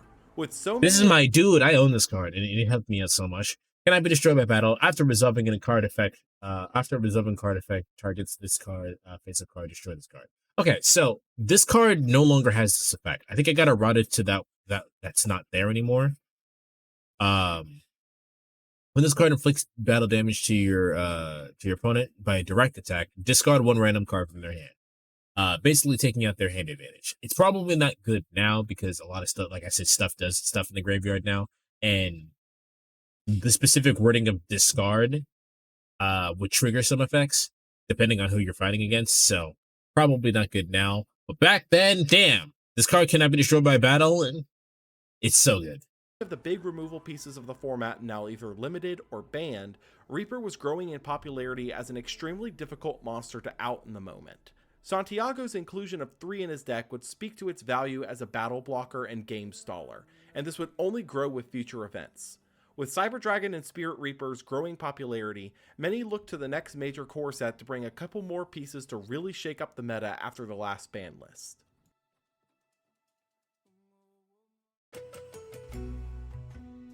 So E-Hero. What is this? Shining? I can't remember the name of that monster. I don't know what that is. Elemental Energy. Release date, November 16th, 2005. Set type, core set. Major strategies, Chemical, Dark World. Impact, It's a Dark World diversifying the staple pool. Elemental Energy, while not bringing anything nearly as powerful as Cyber Dragon, was still a solid set for its era. Continuing the theme of bringing in decks used in the GX anime, Bastion's chemical monsters would be released here, most notably including Hydrogeddon, who summons another copy of itself from deck when it destroys a monster in battle. This was an extremely cheap and effective way to swarm your board at the time when board swarming was more limited than it had been previously. And Okay, fair Hydrogeddon's enough. 1600 attack body was actually a decent amount of bulk to trigger its effect, seeing play from time to time in decks that could enable it. Dark World was probably one of the most notable releases here, a Silpho, Warlord of the Dark World. I played Dark Worlds at some point. I do not remember this card. series of monsters that gain powerful effects if discarded by card effect, and even more so if Remember when I was talking about the thing with Spirit Reaper, the wording discard? If you hit Spirit, if your opponent hits you with Spirit Reaper, and the random card they selected was a Dark World card, their effects are triggering. In this case, this card is discarded to the graveyard, special summon this card, then if it's discarded from your hand to your graveyard by your opponent's card effect, your opponent places exactly 2 cards from their hands on the bottom of the deck in any order. So that's basically a Spirit Reaper trap. Oh, you hit me with Spirit Reaper. Oh no. Oh, check this out, bitch. discarded by the opponents, including Beige, who special summons itself, Brow, who draws a card, or 2 if discarded by the opponent, and Silva, who special summons itself and makes the opponent shuffle back 2 cards from hand if I discarded wouldn't have read by it the if I knew opponent. it's going to. However, these effects were rather difficult to trigger at first due to most of the good discard-related spells, like Graceful Charity, now being banned, and with hand-ripping effects at an all-time low, the opponent discarding your cards was even less likely. However, there was a niche for these cards, which allowed them to mostly see side deck tech play against specific strategies, like Empty Jar, but those were exceedingly rare at the time. Arguably the best card released here was Pot of Avarice, which let you shuffle back 5 monsters from grave to draw 2 cards, being essentially a Pot of Greed that required some setup. This card was decently popular in its time, though a little situational, but would grow far more popular as the game continues to speed up, making grave recycling a bit more powerful than initially thought. A second SJC would take place in Los Angeles 3 days later on November 19th, 2005, and with it, the power of both Cyber Dragon and Spirit Reaper were rapidly taking over the meta. First place was taken by Paul Levitin with a Bazoo return strategy, notably playing a copy of DD Survivor in the main deck, as it was a powerful counter to the various DD assailants and warrior ladies running around the event. Angel Flores would take second with Warrior Beatdown, notably also playing 2 Cyber Dragon and 2 Spirit Reaper, as well as playing the 1 DD Survivor. It was becoming more and more important for decks at the time It's to have still some mostly way to just out chaos, Spirit though. Reaper on the board without committing any removal options, which led to the increasing popularity of Drillroid and Mystic Swordsman level 2, both of which saw play in the first and second place lists respectively. SJC San Francisco would take place just under a month later on December 10th, 2005, being the final SJC of the year, and it would solidify the new meta trends. Philly Luna would take first place with a deck mostly comprised of the new staples we've mentioned in a pseudo-control strategy, having upped their count of Cyber Dragon to the maximum 3 copies. Michael Bueno would take second with a Chaos build, very interestingly playing 2 Chaos Sorcerers and, most notably, 3 Dekoichi, who provided Draw 1 card, then draw 1 additional card for each face of book gives you a frightening card you can draw. Weird. This is a weird ass month. Look at this Vampire Thomas the Tank Engine ass card. The fuck? Bueno with a Dark Name in the grave for Sorcerer, as well as an additional draw power on flip. This would round out the 2005 competitive year and would set the stage for the year to follow. Cyber Dragon and Spirit Reaper had fully risen as the new kings of the meta, with Cyberstein present and just waiting to be discovered. Chaos had also fallen from its once high pedestal, and from its ashes more and more generalized decks have emerged. As the GX era will progress, more packs may bring fewer changes in themselves, but player innovation will continue to shape just how far the game itself can be pushed. Thank you all for watching to the very end of this video. In case you missed the announcement, I now have a Patreon. Go check out their Patreon. Only been an hour. 2006. As we enter into 2006, a couple of major meta trends had emerged from the beginning of the GX era. Cyber Dragon was front and center among these, as it was being played at 3 copies in almost every deck as the go-to piece for field swarming, being the largest attack body you could make with no. How old was I in 2006?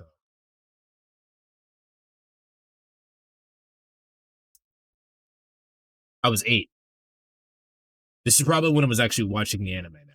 Setup required. The rise in popularity for Spirit Reaper was also present, seeing the attack blocker and hand ripper appear in most decks of the format due to its utility. The most egregious oversight, however, seemed to be in Cyberstein, as the card was legal, had an easy access reprint, and still wasn't being played in the meta at all. But that would change soon enough. Changes were on the horizon. Alright, so someone which figured would out, take some time to get almost a to, year later. starting with the next structure deck release. At the very least, 6 months later. This is Spellcaster's card. Judgment.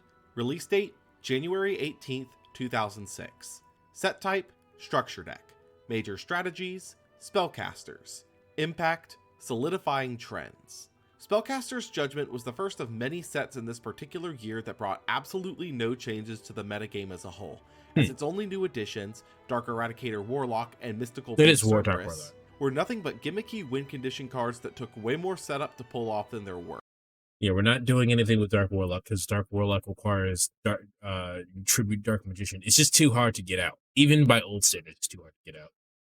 Mythical Beast Cerberus. Each time a spell is activated, space 1 spell counter on this card. When the spell resolves, gain 500 attack for each spell counter on it. At the start of the battlefield, if this card is battled, remove all spell counters on it. So it gets stronger with spells, but as soon as it attacks, it loses all. Or as soon as the battle phase is over, it loses all of its spell counters. Yeah, that sounds slow as well. Far more important than these, though, were the reprints. Probably a decent level As 4, in addition to the standard staple reprints of MST, Knock, Premat, Storm, and Vortex, the deck also included many of the staple monsters of the time that happened to all be spellcasters, being Magician of Faith, Breaker the Magical Warrior, Tsukiyomi, Chaos Sorcerer, and even a card that would soon pick up steam in the meta, Apprentice Magician. Spellcasters for a Apprentice Magician. If this card is summoned, target 1 face-up card on the field, you can place a spell counter on. Target 1 face-up card on the field that you can place a spell counter on. Place 1 spell counter on that target. If this card is destroyed by battle, you can special summon 1 level 2 or lower spellcaster monster from the deck and face it in the defense position. I think it's mostly playing for that second effect because you could just do another Apprentice Magician. Spellcasters for a while had been some of the most powerful pieces in the meta, but this structure deck would also help solidify the growing trend of a certain deck into the meta that we'll cover soon. With that said, this wasn't the only set to bring nothing new to the table, as a brand new type of set was about to release that would provide similar results. Card art for that is sick. Duelist packs Jaden Is that Yugioh and Chaz Princeton. I was gonna say that's Armed Dragon. Date, February 8th, 2006. Set type, Duelist pack. Major strategies, Elemental Hero, Armed Dragon, Ojama, V to Z. Impact, new set type, same disappointments. Duelist packs Jaden and Chaz were the first ever of the Duelist pack series, and they almost killed the entire concept on arrival. All of the strategies being promoted within them were completely irrelevant, even with new cards added, with Elemental Hero Steam Healer, Burst Return, Bubble Blaster. I don't even think I've seen that card. Burst Penetrates and Bubble Man. Must be fusion summoned and cannot be special summoned in other ways. That's hard restricted. This effect better be insane then. When this card destroys a monster by battle, it's up to the graveyard. Gain life points equal to the attack of the destroyed monster in the graveyard. It only has 1800 attack. This monster is trash. Illusion and Clay Charge for Jaden, and Armed Dragon level 10, Magical Mallet, Inferno Reckless. As much as I like the level cards, it's really hard for them to be used because you just brick on the higher levels. So like the point of a level, the level system for the level cards, like Armed Dragon level, is that you summon like Armed Dragon level 3, and then during the standby phase, it uses its effect to summon Armed Dragon level 5, and the more time passes, it gets stronger and stronger. But it's bad because 1, from modern day standpoints, it's too slow, and for 2, say you open up your opening hand has Armed Dragon level 10, it can't be normal summoned or set. It has to be special summoned. Well, I guess in this case it's fine, but you have to tribute level 7 on the field. So you're just holding, that's just a brick in your hand until you get Armed Dragon level 7 out. So it's not great. Summon, Ring of Defense. Oh, it's Inferno Reckless Summon. And exactly one monster 1500 attack unless it's special summon. From your field to when you're choose a face-up monster. Special summon as many monsters as possible. Same name as the special summon monster from hand, deck, or graveyard attack position. Also, your opponent special summons as many monsters as possible with the same name as one of their face-up monsters from their hand, deck, or graveyard. That feels like that could be good in a heartbeat strategy. And the Grave of Enkindling for Chaz. Among the 10 cards, only 2 would ever see experimentation ever, being Magical Mallet as a way to solve FTK hands, which was still subpar, and Inferno Reckless Summon being an experimental piece for jank combo decks in later eras. While these releases were impactful for establishing the Duelist packs as a whole, their relevance doesn't extend far beyond that, which would only be accented by the next core set released 2 weeks later.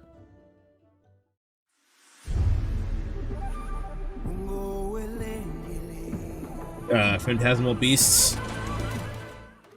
Shadow of Infinity. I don't remember the name of that Release monster. date, February 19th, It's Armageddon something. 2006.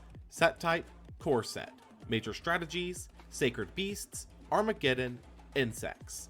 Impact, 1 staple piece for Monarchs.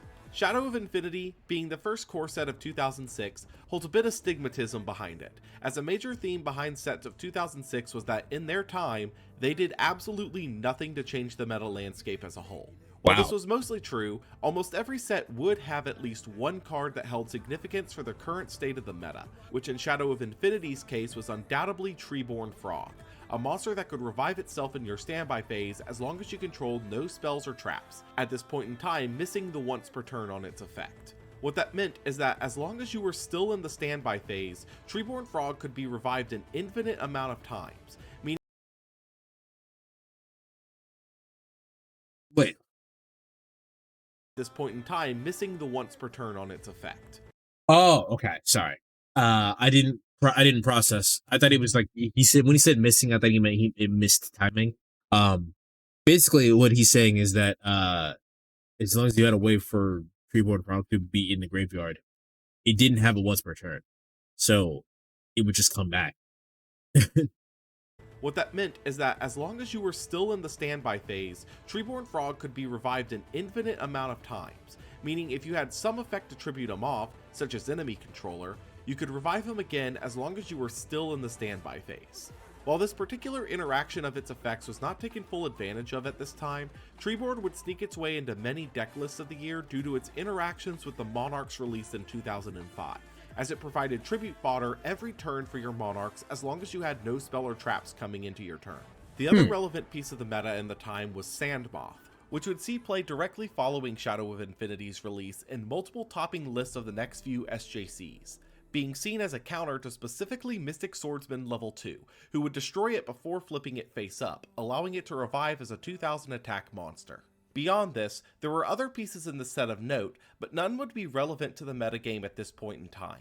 The Sacred Beasts were the cover strategy of the set, and they flopped incredibly hard, requiring decks revolving around fiends, continuous spells, or continuous traps to be viable, none of which were particularly good at this stage. Insects received a boost here with cards like Gokapon, who searched an insect on battle destruction, Chainsaw Insect, the largest no tribute body in the game at 2400 with the I kind of want Dizzy to play Insects. Like, you guys can't hear that, but there's a fucking airplane flying past. It's loud as hell. I kind of want Dizzy to play Insects, because they would be good at it.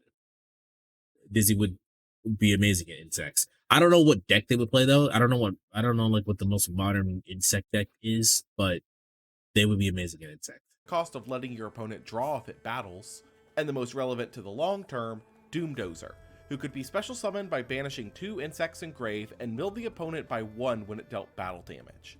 Most of these would be irrelevant out the gate, however Doomdozer would see pop-up success in multiple eras of the game due to new synergies coming to light.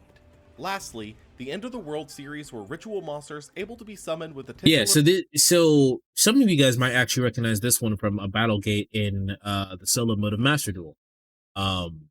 You get to fight these guys in Master Duel, which I think is super cool in terms of learning like the old metas and whatnot. So some of these I might recognize just from Master Duel in general. That's it. End thought. ritual spell, being Ruin, Queen of the Oblivion, and Demise, King of Armageddon. Ruin could attack again if it destroyed something in battle, while Demise could pay 2,000 life points to nuke the board other than himself. It should be fairly clear that these two effects are not at all equal, and that Demise was the far stronger of the two, being one of the Too bad ritual monsters kind of suck. first relevant ritual payoffs ever, but the issue stood that rituals were still too clunky to make work effectively. Yeah, there you the go. process was streamlined a little, Demise would be irrelevant. These changes were in effect as we entered into the SJC season, beginning with SJC. I think rituals would probably be a lot better if they could summon from other places other than the hand. Right? Like, I think I don't know how Voice's voice plays to even comment on that, but I feel like Voice's voice has their summoning requirements completely negated, and I don't think they need. Well, not completely negated. They still need the one card, but the one card can be used for the whole entire tribute. I don't know if they need like a fusion summon or a ritual summon card either. But like if you could like ritual summon from the graveyard or directly from the deck or something, they would be much better. Durham on February 25th, 2006. The meta had pushed into being control focused, with Spirit Reaper being at the center of it all. As a note, while these are all technically different decks, a majority of them had a similar 20 to 30 card core that was common among all of them, leading to some difficulty delineating between themes. SJC Durham was won by Christopher Flores on Beatdown Control Hybrid, being extremely notable here for including Widespread Ruin in his list in addition to the 3 copies of Sakuretsu armor. SJC Orlando would soon follow on March 18, 2006, which saw a significant shift towards the use of Monarch-focused control strategies with the popularity of Treeborn Frog. Michael Lux would win the event on a Warrior Monarch hybrid control deck, synergizing an opponent's hesitation of attacking into the DD Vanishers, with the tribute summon power of Mobius to clear I know you out guys heard opposing that. aggro. These results would picked up on the solidify mic. Monarch as a force in the current meta, leading into the new baseline for the year with a yearly starter deck update. Blade Edge. Starter Deck 2006. Release date March 23rd, 2006. Set type Starter Deck. Major strategies Elemental Hero. Impact setting a baseline. The 2006 starter deck was exactly what it says on the box, a deck for starting the game with, not a big revelation on how to play the game.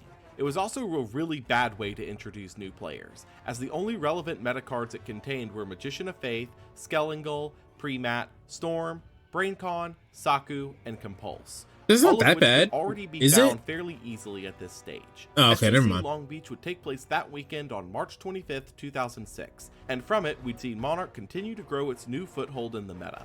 Stephen Adair would win the event with Chaos Monarch, taking the flip monsters and light and dark core of the Chaos deck and melding it with Zaborg the Thunder Monarch, who helped in providing a light target for your Chaos sorcerers. Shortly after Long Beach, the ban list was updated on April 1st, 2006, seeing a sudden shift in certain staple pieces.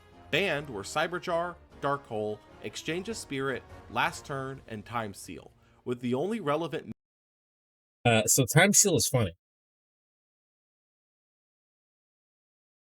And I'm talking about it right now because it recently just got off the ban list for the TCG. Time Seal has the effect of skip the draw phase of your opponent's next turn. Because of the wording on that, if you set Time Seal if you go first, right, you set Time Seal on your turn, you have to wait until after your opponent's draw phase to activate Time Seal. So your opponent, the effect of Time Seal won't activate until your opponent's turn after your next turn. So turn 4, that's when the effect of Time Seal happens. Which in old Yu-Gi-Oh, that's probably way more relevant. But in modern Yu-Gi-Oh, that's like not at all relevant because most games don't even go up to that point. The only situation where I could see this being a thing is that if you use transaction rollback in order to skip your opponent's next next draw phase, which it would then get banned again. Or perhaps rollback would get banned. I don't know. One of them. Feel like you could probably cheese it with rollback though. Last turn, probably not coming back in any form. I'm not going to explain that one because it's a bit complicated for me to explain because I don't know. I haven't been in a situation like that. meta hit here being Dark Hole. But I know it's one of those things where you could probably just invalidate the whole entire game by playing that card. Most of these hits were aimed at janky. What is with the airplanes? You guys can't hear that one, but that was 3 airplanes in like 5 minutes. FTK decks in the meta that rarely showed up in top cuts, but still needed to be handled. Limited were DD Assailant, who had become staple similar to Warrior Lady before it, Mask of Darkness, which had been growing in popularity for Chaos decks, Treeborn Frog, to hamper the Monarchs before they got out of hand, Graceful Charity, returning to the meta, Last Will, which was about to cause some issues with a certain Stein, Level Limit Area B, limiting the only big floodgate of the time, Pot of Avarice, as the spell had become much more popular recently, Drop Off, to prevent Yada Lock style strategies, and Mirror Force, bringing back the popular Battle Trap. Semi-limited were Magician of... Drop off. When your opponent draws for their normal summon. In the draw phase, your opponent discards the card they just drew. So that and Time Seal is kind of fucked up. And he mentioned Yada Lock. Yada Lock is a type of thing where you clear your opponent's field and discard every card that they have, and then you get hit with Yatagarasu, the card Yatagarasu, and your opponent skips their draw phase. So basically, you're in an infinite loop of you can't draw cards to try to get out of the situation you're in, which is really fucked up. It's possible in Master Duel now. I don't know if it's possible in TCG, but in Master Duel, it is possible to do a Yada Lock again. It's just really hard and convoluted. And Mirror Force, bringing back the popular Battle Trap. Semi-limited were Magician of Faith, giving a copy back, Apprentice Magician, as the card enabled Faith and was expected to see use alongside it, and Reflect Bounder, Nobleman of Crossout, and Deck Devastation Virus to ease their previous hits. Lastly, released from this list were Abyss Soldier, as water decks weren't relevant anymore, and Taiyu, as the cards it enabled were now mostly banned. SJC Baltimore would be the first SJC of the new format on April 8th, 2006, and off the changes, many would default back to basic control strategies, with Monarch still having some good representation with only one Treeborn Frog. However, the breakout of this particular event was Shane Scurry's Chaos Return, which would win the event. This deck took the previously popular Chaos strategy with Chaos That's Sorcerer a cool hoodie. and I added like that one hoodie. card that completely changed the deck's endgame, Return from the Different Dimension. This Return card made- is banned and it's not coming back, but I like this card. I like this card. It's never coming back. This card is way too good. I could probably see like an errata or like a retrain of this card, but it's not coming back. This card is too good. to where anything you banish over the course of the game is fuel in your tank to end the game with a burst of sudden damage, turning the Flailing Chaos strategy into the new go-to deck of the format. This was on full display Chaos, at SJC again. Columbus, where Chaos Return would not only take over half of the top 8 representation, but also the prize card would once again switch. Desvolstgoth was retired and Shrink was introduced as the new prize card moving forward. Shrink was a price card? So, Shrink is one of Kaiba's, Desvolstgoth was retired and Shrink was there we go. Shrink is one of Kaiba's staple cards in the anime. I didn't realize that it wasn't even in the game. How long had the anime been out? Hold on. Yo, anime come out. But Shrink is, I mean, you can read it on screen, but if target one face-up monster on the field, its attack becomes halved until the end of the turn. But Kaiba uses this card all the time. was introduced as the new prize card moving forward. Iman Gainen would win the event with Chaos Return, notably maxing out his copies of Chaos Sorcerer and Return, which was seen as a bit of overkill at the time, but made sense for seeing your payoffs as often as possible. The new The meta king has been Yu-Gi-Oh established. anime happened in 2000. So the fact that you didn't get the TCG version of that card until 2006 is insane. And with it, many look to the next couple of sets to immediately dethrone it.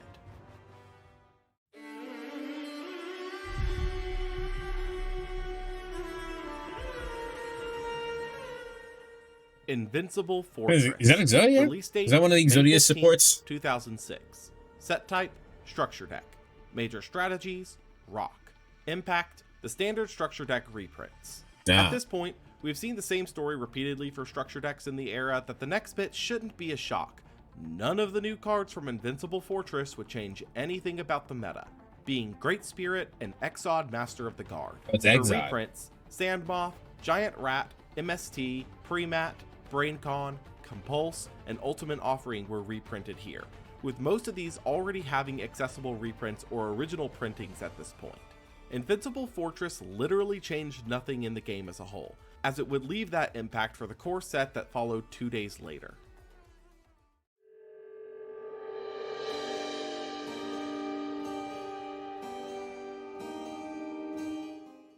Enemy of Justice.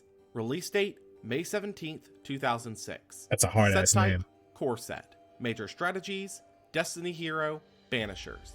Impact, The Long Game. Enemy of Justice on release, similar to most 2006 sets, wouldn't change much in terms of immediate impact, but this set would have a few impactful cards that would come to light over time. The main attraction of this set was the introduction of the Destiny Hero archetype, meant to be a rival to the okay. Elemental Heroes, and just like them, were completely unplayable in a competitive sense on initial release. The only one worth mentioning here was Diamond Dude, who stood out from the remainder of the archetype as actually decent, able to potentially mill a normal spell. Once per turn, you can activate the top card of your deck, and if there's normal spell, send it to the graveyard. Otherwise, place it on the bottom of your deck. During the main phase of your next turn, you can activate the effect. The effect of the spell in your graveyard, even if you no longer control the face of the card. Oh, I can see that being useful. It just depends on what card you mill, I guess. And use its effect the following turn, which would see eventual play with the release of other cards. Cyber Phoenix was another interesting piece, able to negate spells and traps that target machines, and drew a card when destroyed in battle, eventually seeing play. Elemental Hero would receive the Hero Flash pieces, of which only one was playable, but E-Emergency Call was extremely useful to the archetype. This is basically Rhoda again, but for Elemental Heroes. Being essentially Rhoda for the archetype, which was useful with Rhoda's current banlist status, although Elemental Hero was not at all playable at this stage. Icarus Attack would let you tribute off a Wing Beast to pop 2, which was recognizably strong, but there were no Wing Beast decks in the format to leverage it. Lastly, Banishing got a major boost of support here with the release of Banisher of the Radiance, Dimensional Fissure, and Macrocosmos, all of which banish cards. Wow, these are this old. These are still problem cards to this day.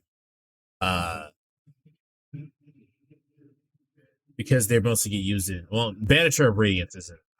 I haven't seen it at the very least. But Dimensional Fissure and Macrocosmos are strategies to disrupt the graveyard setup, and are still problems to this day. I say problems. I don't know if it's that big a problem. No one's like creating at the moment. No one's creating decks around this. However, with the release of the new Malice cards, I can see that being a thing.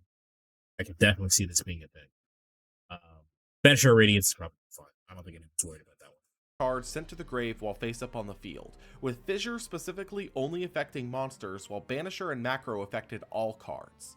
These three would be integral to various strategies over the course of the game's history, with Macrocosmos specifically coining the community term of macro effects, applying to anything that banishes cards sent to the graveyard, although their short-term success was minimal. SJC's Chicago would take place 3 days later on May 20th, 2006, and it solidified the dominance. That's probably one of those cards that, like, on release, it wasn't, no one thought about it, but currently, problem. Like, for example, you see in a lot of Snake Eyes and Yugioh, in Master Duel or TCG, for example. If you get rid of the graveyard, most of those cards, you can only do so much now. Their plays are highly stunned, which is, of course, how stun decks became a thing. But we'll get to that eventually when we get to that. I also played stun for a little bit. I was frustrated. I was in a dark place in my life. Leave me alone. That was Chaos Return in the format, taking a staggering 7 of the 8 top positions. Brent Yetter would win the event with the aforementioned Chaos Return, being interesting in his approach with the inclusion of Zaborg and Genzo, not only for the Monarch-style game plan with Treeborn Frog, but also as bomb drops when brought back with Return, as they could be the light and dark for a Chaos Sorcerer summon. The next event wouldn't be for almost a month, being SJC Atlanta on June 17, 2006, and the results would still show a dominance of Chaos Return in the format, with Sean Long taking the event with an almost hybrid of Chaos Return with Monarch, seeing more Zaborg added in since it did provide the light target needed for Chaos Sorcerer. A point of note, however, from this event was the single top 8 spot for Cyberstein OTK, piloted by Zach Johnson, as the strategy having a top performance now meant it would be on more players' radars moving forward, especially with the power it could output very suddenly. A week later at SJC Denver on June 24, 2006, Chaos Return would come back with a vengeance to claim the entire top 8, cementing it as the deck to beat in the format. Amon Ganon would once again win using Chaos Return. That is a 2000s dude. Look at that 2000s hair. Of his opponents, opting for 3 Sorcerer and 2 Return. Also interestingly enough, playing Mobius in place of Genzo, marking his second SJC win in 2006. It was safe to say at this point that Chaos Return was unquestionably the best deck in the format of the time, and it was seeming to stay that way leading up to the World Championships in a little over a month, unless something changed quickly.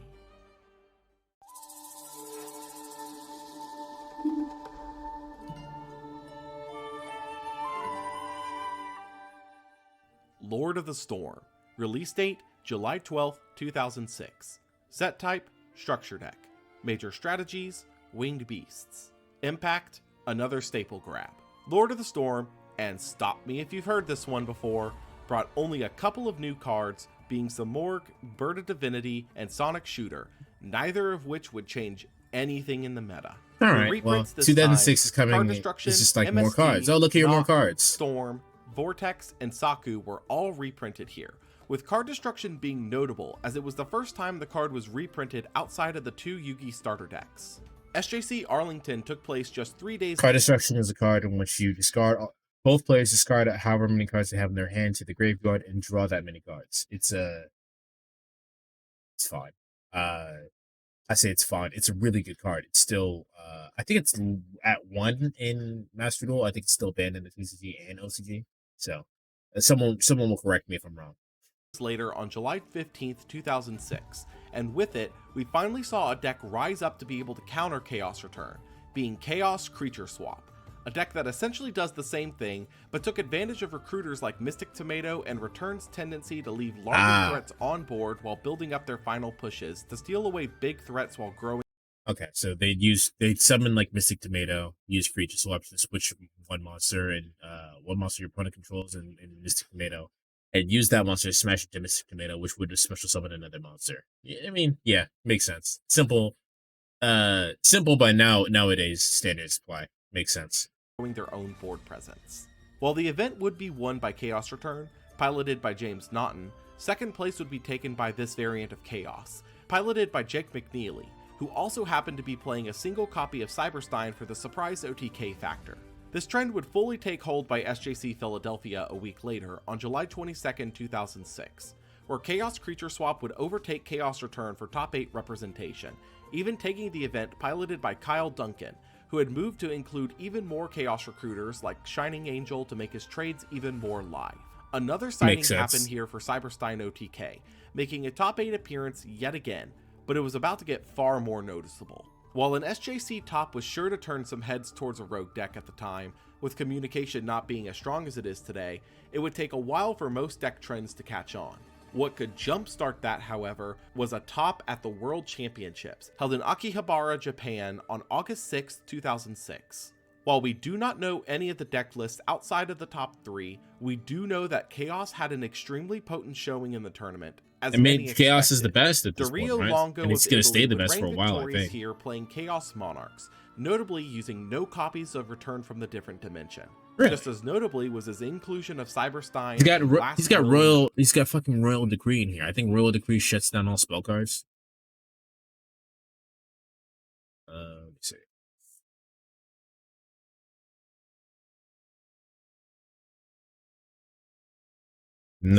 Negate all trap effects on the field. All other trap effects. Right. So I guess that's just protection from battle traps like for like Mirror Force, which I think at that point was at like 1, I think he said. And then fucking torrential tribute, etc.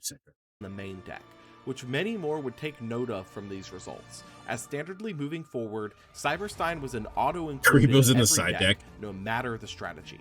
With the following SJC in Indianapolis on August 12, 2006, Chaos Return would fall mostly out of favor, seeing the takeover of Chaos Creature Swap as the preferred deck of the format, especially with the rising popularity of Apprentice Magician, who could give access to Magician of Faith or Old Vindictive Magician on Destruction, still occasionally including Return in the deck, but not always requiring it now.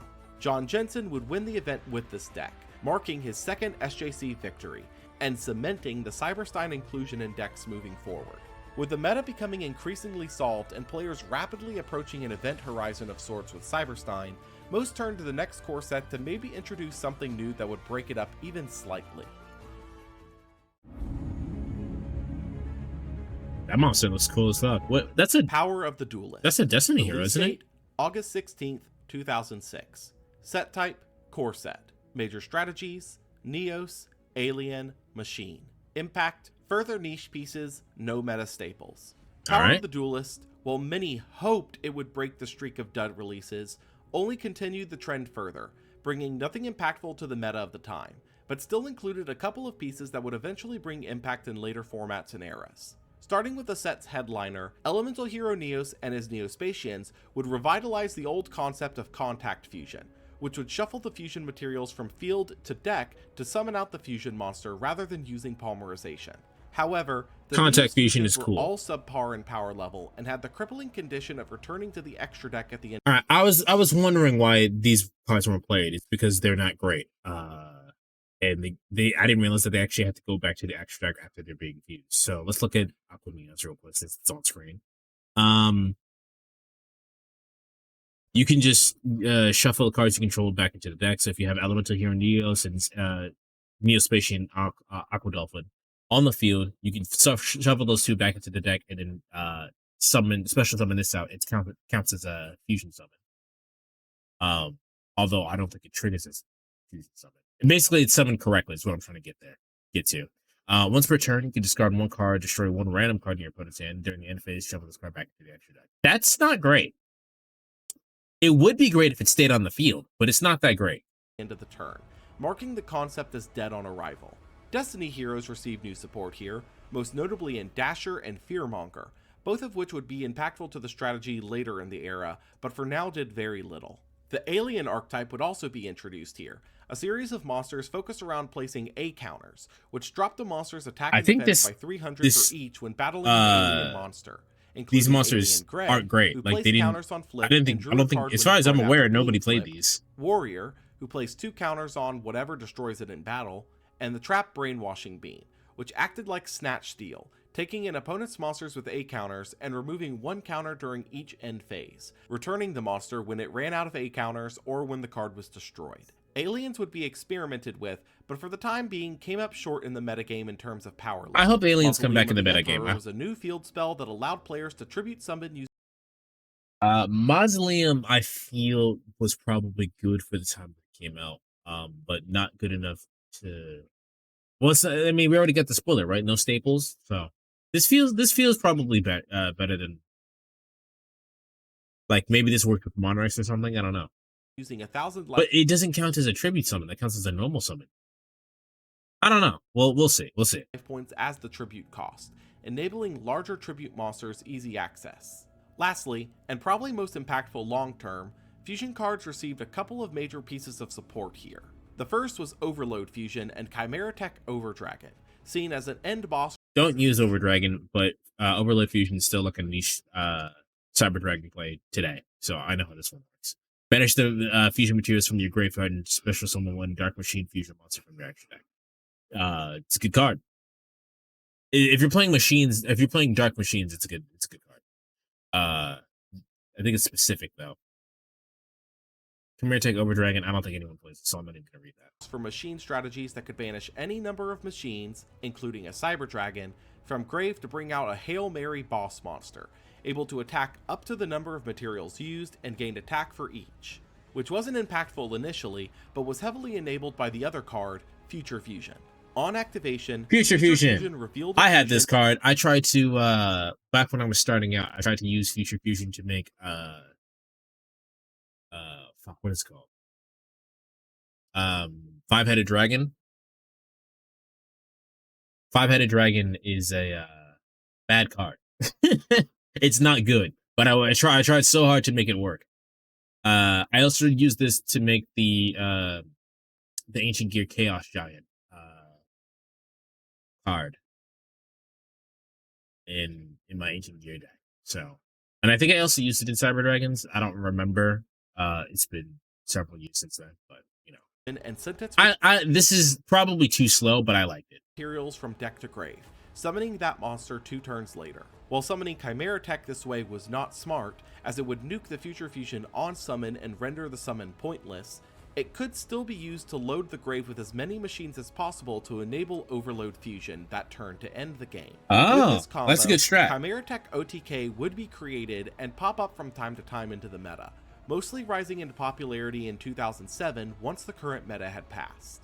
SJC Hamilton would take place over a week later on August 26, 2006, and with it would come the end of an era. Chaos Creature Swap, now being referred to as Chaos Recruiter due to the pivot away from return and more focus being placed on the recruiter aspect of the deck, once again showed its dominance, taking 4 of the top 8 spots, but would not win the day overall. That honor would be taken by Corey Fabish on Cyberstein OTK, being the first SJC victory for the strategy using cards like Nimble Mama. So I think this is what FK was talking about, Cyberstein OTK. No, he was talking about morphing jar 2 OTK. Never mind. Manga for life point management, and ending the game with either Cyber Twin or End Dragon boosted by limiter removal or Megamorph. This would also mark the official end of Chaos in the format for the time being, as the new ban list would take effect under a week later on September. Okay, it's okay. All right.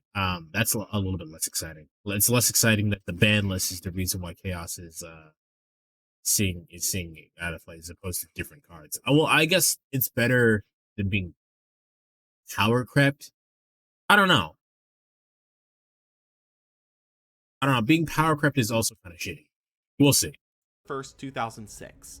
Newly banned were Chaos Sorcerer due to its role in the dominance of Chaos strategies, Thousand Eyes Restrict to prevent the cheesing of its effect with fusion cheatouts, Tsukiyomi to prevent the reusage of flip effects and the general control it provided, and Snatch Steal, one of the holdout power spells of 2002. Newly limited were Magician of Faith, being put back following its role in Chaos Recruiter's popularity, Spirit Reaper, as it had been staple for almost every deck in the format, Future Fusion, to preemptively hit the Chimera Tech OTK before it caught on, Knock due to its staple status, Gravity Bind due to its floodgate nature, Ring of Destruction. Gravity Bind sucks. It doesn't work the same way now. Now we have different types of cards, but it sucks. It's really annoying. Level 4 or higher monsters can't attack. It doesn't work the same way now because now we have Xyz monsters, which is rank 4 monsters and higher, or link monsters, which is link 4 monsters, etc., etc. So we have different types of stuff. So Gravity Bind doesn't work as much. But playing in this old format, Gravity Bind is annoying. Bringing it back from Forbidden, and Ultimate Offering to prevent interactions. I like this card. I like Ultimate Offering. It's probably fine now. I actually don't know. It's probably completely fine now. But again, with my gadget strategy, great, love it. Cards that would be affected. Actually, you guys have seen me play this card. You guys have seen me play this in the scrap deck when I was playing Tag 4-6. You guys saw me play this. It helped me out a lot. So yeah, I like this card. I like Ultimate Offering. Normal summons. Newly semi'd were Exiled Force, as Warrior's presence in the meta had decreased substantially, Giant Trunade, as the back row stun was a little too accessible with all the removals hit, Reckless Greed to prevent stacking multiples, and Wall of Revealing Light due to its interactions with low life point cards like Self-Destruct Button. Lastly, released were Reflect Bounder, Emergency Provisions, Lightning Vortex, and Drop Off, as all of them had since passed the need for restrictions. An extremely important point here was not what was hit, but rather what wasn't. One of the most consistent non-tier 1 decks in the meta was Cyberstein OTK, and it wasn't touched at all on this list, which would come to be a detrimental error on the side of the balance team, as Cyberstein's power was now out in the open and just waiting to be broken even further in a newly hampered metagame.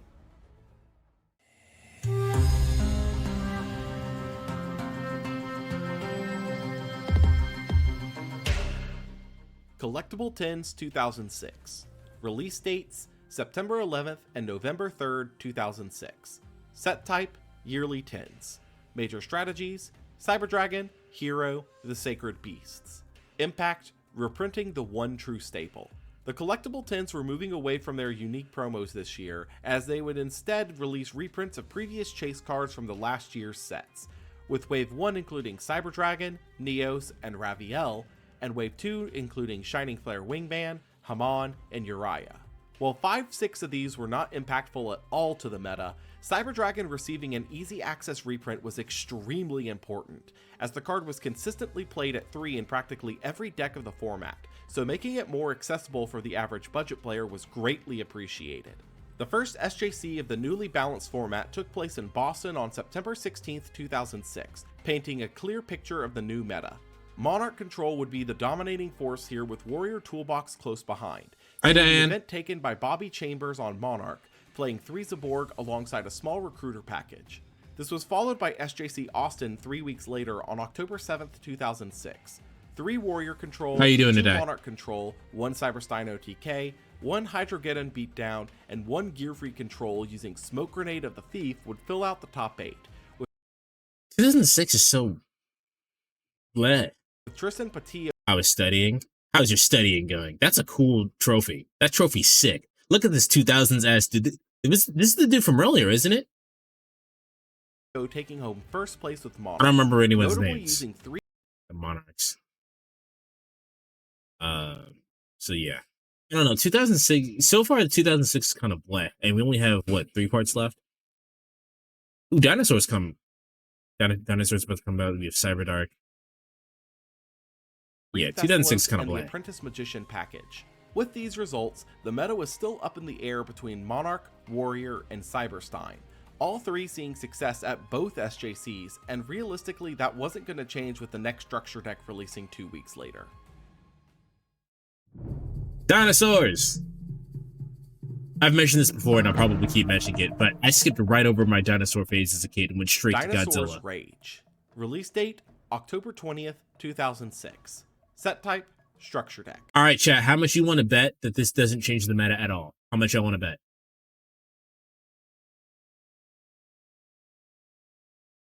Major strategies, Dinosaur. Impact, pushing the impact of a certain dino.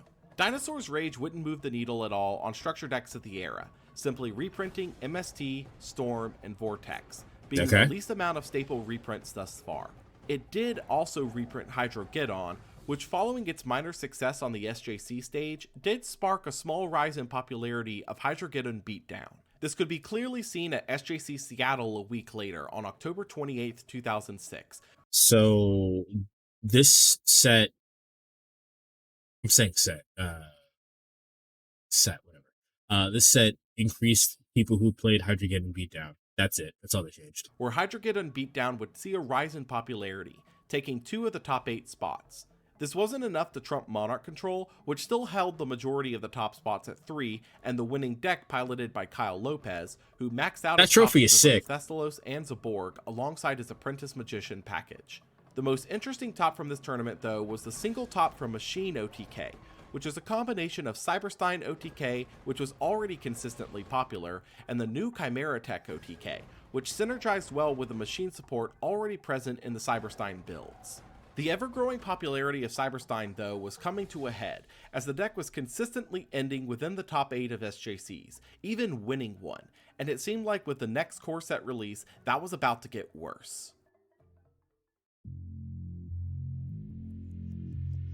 Oh, Vanity's Ruler. Or Emptiness. It's the Vanity cards. Cyberdark Impact. So, if the Vanity cards are in this, this means that other players can't special summon. We'll see how that affects the meta. Release date, November 15th, 2006. Set type, core set. Major strategies, Snipe Hunter. Cyberdark, Chain, Stun. Impact, the button. Alright, so here we go. We got the stun.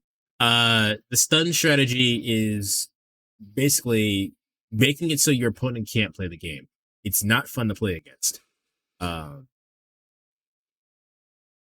It's a smart way to play. It's a control strategy. It's a very smart way to play, but it's not fun to play against. Imagine like anything you try to do playing the game, your opponent just goes, nah. That's it. There's not even like a deeper like, oh, maybe I can do this, try to get around. It's just nah. No, you can't. Butt of jokes. Cyberdark Impact, for better or worse, is the butt of many jokes in the community as one of the worst sets in the game's history, and that's even with the many, many duds throughout this year. Really? However, that really isn't fair towards Impact, as with time, this particular set has aged extremely well, for better or worse, as many of the pieces from the set would go on to shape many formats of later eras. The Cyberdarks, however, were not among these well-aged pieces, being a series of there's level no 4 way you play machines that Cyberdarks equip even a level now. 3 or lower dragon from grave to them on normal summon to gain attack. Unsurprisingly, the deck did absolutely nothing, as the best targets for the time were either Hunter Dragon, a vanilla, or Twin-Headed Behemoth, who was limited. And even with these targets, Twin-Headed the monsters did Behemoth was absolutely limited? nothing. Even their boss monster, Cyberdark Dragon, did absolutely nothing, being too difficult to summon and seemingly clashing with the design of the lower leveled monsters. As for cards from the set that would see some forms of relevance, Snipe Hunter was probably Snipe one of the most Hunter. notable for the era, able to discard a card Snipe for a Hunter is a 2/3 gambling card, chance I to like it. destroy any targetable card on field, able to use its effect as many times as desired. The Vanities were also released here, being Vanity's Fiend, a 1 tribute monster that locked all special summoning while on field, and Vanity's Ruler, a 2 tribute monster who locked just the opponent's special summoning.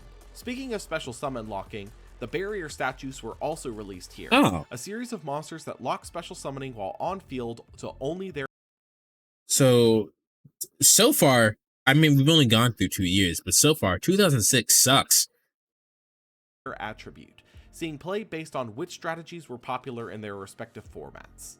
A new rogue level contender would be discovered here too with Chain Burn, a deck focused on making incredibly long chain links to get the maximum value out of their new cards like Chain Strike, which burned the opponent's life points equal to its chain link. Must be a mid-year. That's when Sonic 2006 came out.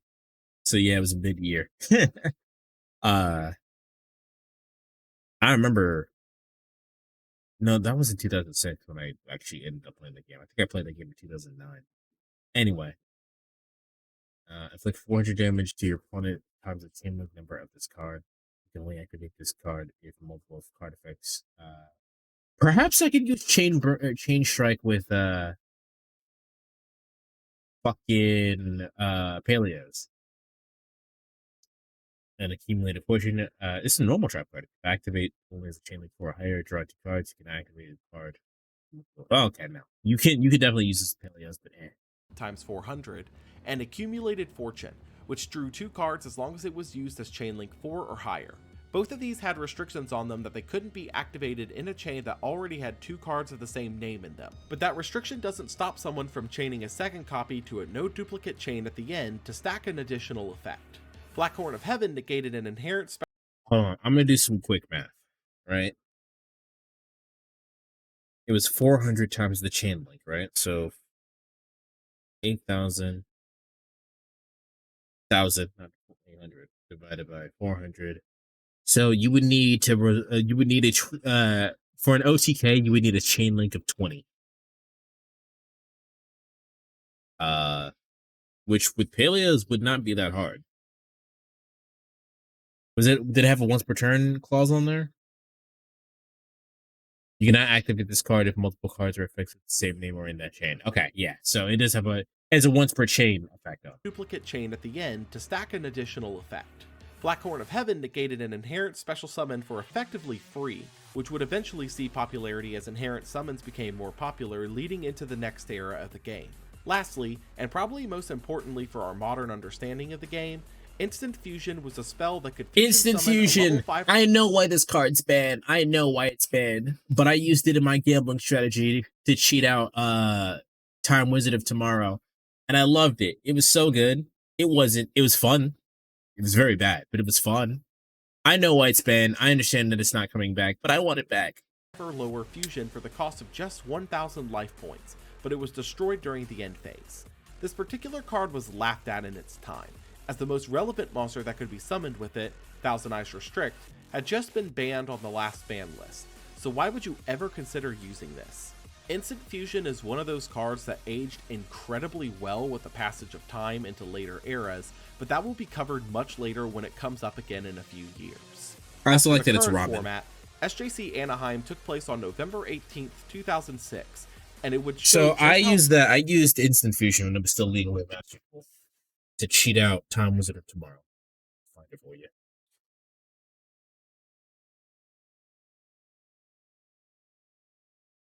Time Wizard of Tomorrow. Once per turn, while you control this fusion summoned card, you can toss a coin and call it. Destroy as many monsters on the field as possible, and if you do, inflict damage equal to half the total original attack of all destroyed face-up monsters.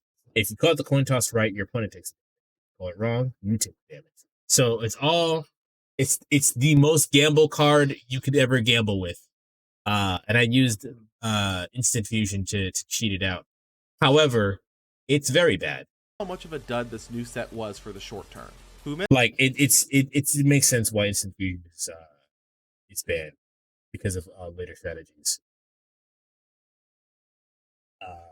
I understand why it's banned. I understand that it's not coming back, but I want it back. It was so much fun. And Farubosh would win the day using Monarch with an Apprentice Magician package, like lists from previous events, but there were a couple of interesting developments from this event. The first of these was the rise in popularity of Dark World, which would use Dark World Lightning to either force out a back row piece, or pop a back row piece or set monster, then discard either Silva or Gold, providing a massive swing and advantage with the large monsters. The other was the first top of Macro Monarchs, a strategy that aimed to combine the previously released DD Scout Plane and Survivor with the recently released Macrocosmos and Dimensional Fissure, creating an infinite tribute engine for your Monarch summons that could actually pack a punch compared to Treeborn Frog, which this also happened to counter out. Safe to say, with the banning of the Chaos pieces, the meta was finally developing again in interesting directions, which would be I don't accented know. by the So for YouTube watchers, if you made it this far, hit the like button and also hit the like button on the original video. Matter of fact, let me do that now before I forget. Let me know, for people who are playing the TCG, let me know what you guys think about this. Should the meta evolved? I mean, obviously it's going to be evolved by both, but do you prefer the meta evolving via ban lists and the ban list changing out strategies as new cards come out, or the meta changing because new cards have power crept the old cards? What do you guys think? Let me know. Because I guess the preferred way is the ban list, but that seems so lazy in terms of design. You know what I mean? to the last set of the year. But power creep is a really big issue. Horus! That's Neptus again. Dark Revelation Volume 3. Release date, November 25th, 2006. Set type, reprint set. Major strategies, Soul of the Duelist to the Lost Millennium. Impact, cheaper cards from the last year. Dark Revelation Volume 3 came in at the end of the year to reprint a lot of cards from 2004 to 2005, similar to the previous Beginnings and Revelation sets. Notable reprints here included the Horus line, Mystic Swordsman Level 2, Ninja Grandmaster Sasuke, Mobius and Thessalos, Mirage Dragon, Dekoichi, Nephthys, Rescue Cat, Lightning Vortex, Threatening Roar, Phoenix Wing Wind Blast, Deck Dev, DD Survivor, and BrainCon, all of which had seen minor to major success in the SJC scene. Speaking of, following this would be the last SJC event of the year in San Jose on December 16th, 2006, and with it would be the birth of an all-new deck into the meta thanks to Cyberdark Impact, being Chain Burn, a deck that aimed to take advantage there of it various is. burn cards. They probably in-game got rid like of this Secret immediately. Barrel and Wave Motion Cannon with the newly released Chain Strike and Accumulated Fortune. In addition to this, Apprentice Monarch would take a dominant control of the meta, claiming 4 of the top 8 spots, but wouldn't win the day overall. That would go to David Rodriguez, playing Cyberstein OTK in its second SJC win, sparking a serious amount of controversy around the titular card, not only in reference to its consistent OTK strategy, but its usage in practically every deck in the meta as a cleanup tool for ending games out of nowhere. This culminated in an extremely significant moment in the game's history, the first ever emergency I think ban. World is happening right now, right? Let me see what the World's prize card is, if I can't even find that.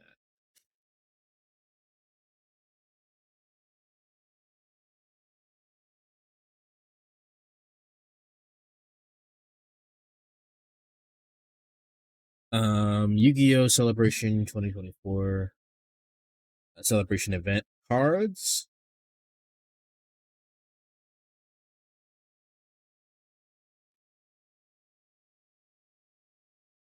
It's Doomcaster Knight in Swords of Revealing Light, which is not good. It's Doom Caliber Knight and Swords of Revealing Light. It's a quarter century rare, which is the craziest kind of rarity, I think. I think that's the highest rarity. If it's not, someone let me know what if someone let me know what the rarity scaling is, just in general. I'm interested in that. However, it being Swords of Revealing Light and Doom Caliber Knight is not good. Those are some 2000s ass cards. Like, I think both of those cards come out in 2010. Hello, Nairu. Nairu, this is when you were playing Yu-Gi-Oh, isn't it? Thanks for Shantae. Yeah. Happy birthday, man. The following week, on December 21st, 2006, Cyberstein would be banned from competitive play as an added addition to the previous I just got here. We're learning about Yu-Gi-Oh back in the old days when Yu-Gi-Oh was new. back in 2006 when I was fucking 8. I wasn't playing this game yet, but you were playing this game. September bandless. It made sense that this would happen, as Cyberstein OTK had consistently claimed at least one top 8 slot in every SJC since August, and Cyberstein itself had shown up in most decks ending in those top 8 positions due to... Wait, you'd have to spend 10 minutes on your turn. You were still... I feel like the games, and someone will correct me if I'm wrong, but I feel like the games are the same length, it's just the turns themselves are shorter. Its utility as a surprise game ender. With the banning of Stein, 2006 We're shorter Yu-Gi-Oh! back in the day. Came to a close. But the Though games many of probably are sets still the of same year way. changed to nothing overall, this could be seen as the calm before the storm. Major changes were on the way to the metagame of Yu-Gi-Oh! As the GX era was approaching its first true strategy shakeups with the introduction of a few new monsters that would change the power level of the game forever. Alright, that was 2006. 2006 sucked. We'll do one more. We'll try for 2007. Maybe 2007 will be more interesting. As we leave But the complexity is way higher. This is true. 2006 with the emergency banning of Cyberstein and a year of mostly dud releases, we begin our look into 2007, the year where the GX era finally kicked it into high gear. Hit the like button on this guy's video. Hit the like button on my video too, but specifically this guy's video since we're leeching his content. Between set releases that actually impacted the meta at large, the revitalization of certain side releases, and new ways of delivering meta impactful cards to the masses, 2007 was a wild year. Wait, is that the set that I had? What was in this? What was in the structure deck? Hold on, I think this is the one that I had. What's the name of the structure deck? Machine Revolt.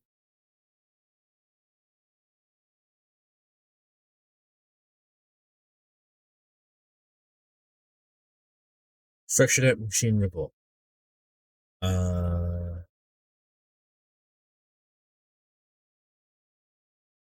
Ancient Gear Galvatron Dragon, Ancient Gear Galvatron for Chimera, Ancient Gear Engineer, Boot Up Soldier Dread Dynamo. What the fuck is that? Panel Chaser? Oh, this one. Green Gadget, Red Gadget, Yellow Gadget, Cannon Soldier. Gear Golem, the Moving Fortress. Which one is this? Oh, that's the 2000 defense. Heavy Mech Support Platform. Ancient Gear Golem, Ancient Gear Beast, Ancient Gear Soldier. Ancient Gear Cannon, Ancient Gear Workshop, Ancient Gear Tank, Ancient Gear Explosive, Ancient Gear Fist, and Ancient Gear Fracture. I think I had this one. I think this is the one that I had. Econ and Weapon Change, Machine Dupe, Pot of Avarice, Stronghold of Moving Fortress, Ultimate Offering, Sakaretsu, Micro Cray, Rare Metamorph, Covering Fire, Rollout. No, it is not the one that I have because I had Ectonic monsters. I've just seen this one. For the Back in the day, people would either have Blue Eyes or Magician's decks. Anything outside of that would just get stomped. That is so funny that you just told me that. revitalization of Yu-Gi-Oh! Finally pulling away from the shackles You must have been playing like 2002 fucking Yu-Gi-Oh! that were left from design decisions of the DM era. This would all begin with the very first set release of 2007, where the change in direction was immediately noticeable and could be felt instantly on the metagame. Yeah, when it first got released, yeah, you had to be because that.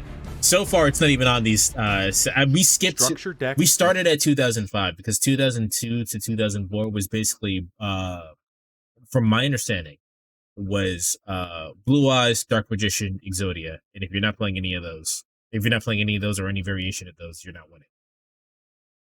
But I didn't play it like super for real. But I mean, who did? I mean, even if you went to like the tournaments or whatever, the world tournaments, you get prize cards. You didn't even get money. So like, who really was playing for real like that? You were just playing for fun. I said 2006 sucked, but I say 2006 sucked for meta reasons. I think if you're a casual fan, it was perfectly fine. Machine Revolt. Release date, January 17th, 2007. Set type, structure deck. Major strategies, ancient gear, gadget. Impact. I love the ancient power gears of and the normal gadgets. summon. They're so good. Machine Revolt, being a structure deck in the GX era, was expected to I only bring played nothing with of cards note to the my game, friend would give me similar to because I had structure no deck money to buy releases of packs. Of course you did. 2006. These However, fuckers are expensive. Revolt did something no structure deck before it ever had. It had impactful new cards. Ever they got a repeat card Red, to give it to green, me? and yellow So that's how I gadgets got were most of all my released. cards. Most of my cards, I didn't learn how to play until 2017. But the friend that I had a bunch of fucking duplicates. So at some point we went over to his place and he just went through all of his cards, and any duplicate that he had, or any duplicate that wasn't like a higher rarity, he would just give to me. So I just have when I get that document lamp, I'll show you guys the cards that I have. But that's how I got the majority of my cards. It was that and buying whatever I could with the $100 I got from my shitty ass college job. In this structure deck, and with them came a resource loop that was unmatched by any no tribute normal summon prior, an endless conga line of bodies. With each gadget searching one of the other two on summon, you effectively had 9 bodies you could gain off the summon of a single monster.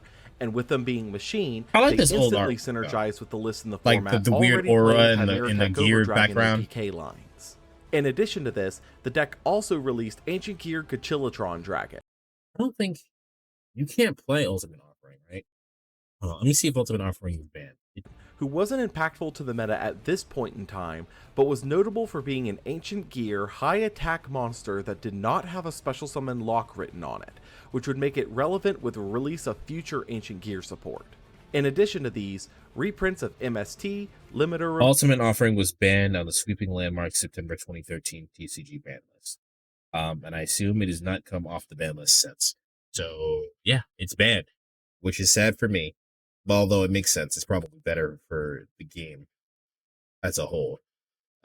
Because the first thing I thought of doing was making a level 4, a rank 4 XC summoning using the gadgets.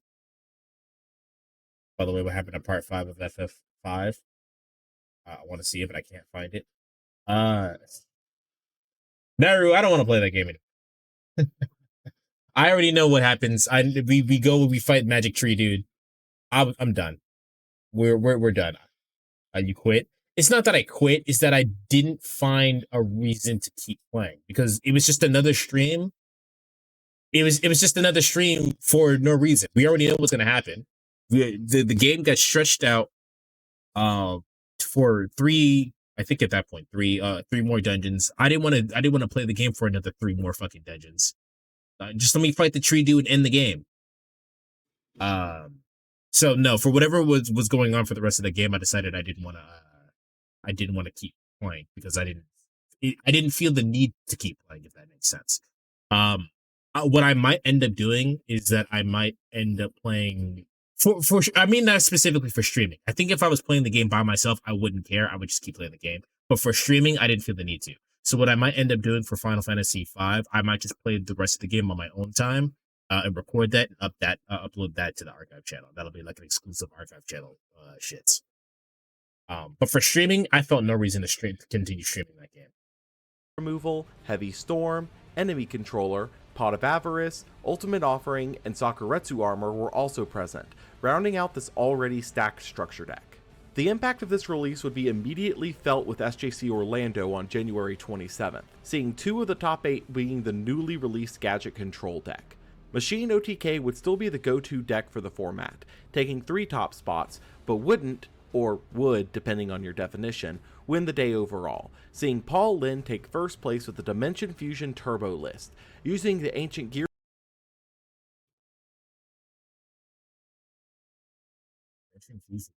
Well, he's got the Ancient Gears.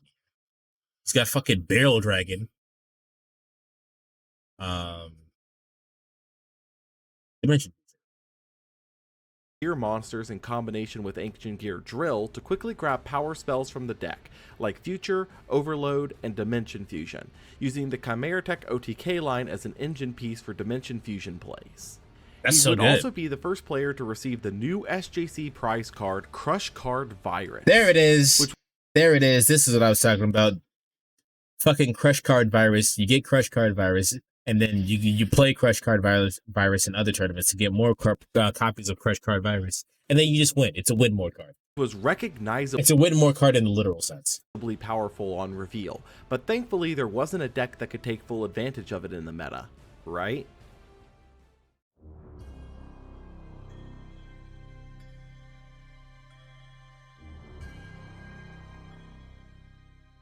Duelist Packs Jaden Yuki 2 and Aster Phoenix.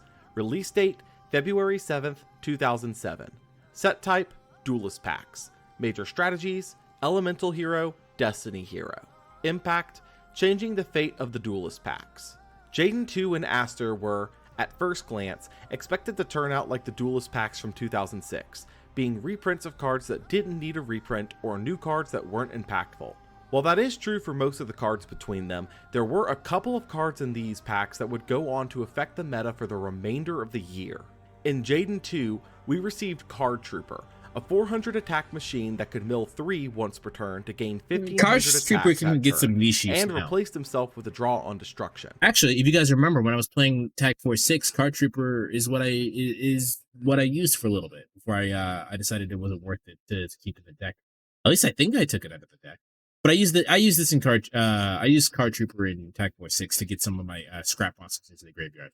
Trooper was instantly recognized as insanely powerful, initially being concocted to either be a Chimeratech OTK enabler or a Bazoo return enabler, which was only boosted by it only having 400 attack. This low attack value meant that it could be used with machine duplication, making it far more explosive Yeah, than probably why it anyone was could have limited to one. predicted. In Aster Phoenix, a couple of new cards were released for his Destiny Hero strategy, being Destiny Hero Malicious, who could banish himself from grave to summon another copy from deck, and Destiny Draw, which could discard a Destiny Hero to draw 2. These two would instantly be considered for a deck with Destiny Hero Diamond Dude, known as Diamond Dude Turbo in the community, which focused on the use of the titular monster to cheat the cost requirements of powerful spells to simply gain their effects. But this wouldn't be the only set of cards to enable it. We're gonna need to take a quick detour here away from Jaden 2 and Aster Phoenix to discuss a rather important cornerstone of Yugioh as a whole, Shonen Jump. The manga publication had been running Yu-Gi-Oh! And its related series since its creation in 1996, and with that came the desire to promote the game itself within the publication. Starting in January 2003, and every few months after, Shonen Jump would occasionally release a promo card within the magazine, usually a reprint of a popular card, but sometimes a unique card exclusive to the publication, such as Unity, Yugioh Friendship, and Judgment of the Fair. I have these cards. They're bad. I want to make them good though. Usually, these amounted to extremely niche play, if at all, with the closest one at this point being Victory Dragon due to its match-winning clause causing headaches and... Okay, Victory Dragon is one of those cards that, like, if you read it, you'd be like, why is this card banned? I'll explain, or maybe he'll explain. I'll wait for him to try to explain it, but for right now, I'll just read the cards. Those anime cards are so ugly. I like them fine. Victory Dragon. This card cannot be special summoned. To tribute summon this card, you must tribute 3 dragon-type monsters. If this card attacks your opponent directly and reduces their life points to 0, you win the match. That sounds like that sounds like a no duh. Like, of course, obviously, if he reduces your life points to 0, you win. Right? Like, duh. But let's see if he explains why this is insane. Official tournaments due to the rules around when a player can concede a game. This all changed with the release of the April 2006. Okay, he does it. So basically he kind of did, but basically what that means is it's a difference between a duel and a match. If I play that card and I reduce your life points to 0, right? I win the duel, but a match is consisted of 2 out of 3. So it's not like Master Duel where it's like a best of 1 format, right? It's a best of 3 format. And if you use that card and you win with that card, you just win the whole entire match, which is insanely broken and is why that card is banned. It's not banned in like Master Duel, obviously, because it doesn't work that way. But in the TCG and OCG, I don't know if it's in the OCG, but in the TCG, it's banned because that's fucked up. It also caused a lot of issues because you can concede at any moment. So basically, it would be just a time waster. In the sense of like, even if I target you, the player, for a direct attack with that card, I can concede, and then we can just go to game 2. So it's just not a good card. So I understand why it's banned. 7 issue, which brought the promo card Elemental Hero Stratos, who either search Stratos for a is hero good for or Elemental pop Heroes. spells and traps up to the number of your other heroes on summon. At the time garnering the nickname of Blue Gadget due to its similar effect, Stratos was instantly recognized as powerful thanks to its ability to search out not only other hero monsters, but also additional copies of itself, making it an 1800 beater that could replace itself on summon, similar to the gadget monsters that were already getting popular. There was just one issue. We were never supposed to get him in this capacity. Stratos would be limited on the March 2007 ban list, setting him to 1 before his official release date of April 21st. Wow. However, anyone who has ever received Shonen Jump in the mail knows that their release dates almost never adhere to the actual date you'd receive your issue, commonly receiving issues about 2 months before their actual release date. Because of this, and the fact that the game had no— All right, that's insane then. So you were supposed to get— that's fucked up. no legalization date for unreleased cards at this point in time, once people received their issues of Shonen Jump by mail, Stratos was legal to use in the TCG. This colossal mistake would be seen firsthand at SJC St. Louis on February 24th, where 5 of the top 8 decks were playing Stratos at its full 3 copies. Diamond Dew Turbo would be the standout deck of the event, also winning the event piloted by Carlo Perez, using the effect of Diamond Dew to consistently use power spells without paying their costs, like Dimension Fusion, Destiny Draw, Lightning power spells without paying their costs. I just like want to read Dimension. I just want to read Dimension Fusion. Pay 2k life points. Both players special summon as many of their removed play monsters as possible. That's definitely banned. Fusion, Destiny Draw, Lightning Vortex, Monster Gate, and Reasoning. Monster In addition to Gate. this, Divine Sword Phoenix Blade was a common piece of the deck to be used as both discard Put to a warrior monster against 300 attack in your main phase and discard it in your graveyard. Banish 2 warrior monsters from your graveyard and you can do this. And add discard to your hand. What? fodder for your various spells, and as a way to banish your monsters for use with Dimension Fusion. This extremely short-lived version of the deck, due to the use of Oh, okay, they used it for Dimension. Got it. I was like, what the fuck? Huh? Okay, so you discard it with one of your other spells, and then you use that for Dimension Fusion to special summon your fucking monsters back to the field and attack. I got it. I get it. Phoenix Blade with Triple Stratos garnered the nickname of Air Blade, which is still looked back upon as one of the major mistakes of the game's early years and is commonly believed to be why we have set legalization dates to this day. Though Airblade's reign was short-lived, its impact was felt widely across the player base, leading into the first core release of 2007. DD Crow.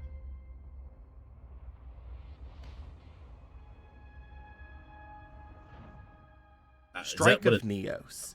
Release date Herald? I don't know February what that is. 28th, 2007. Set type, core set.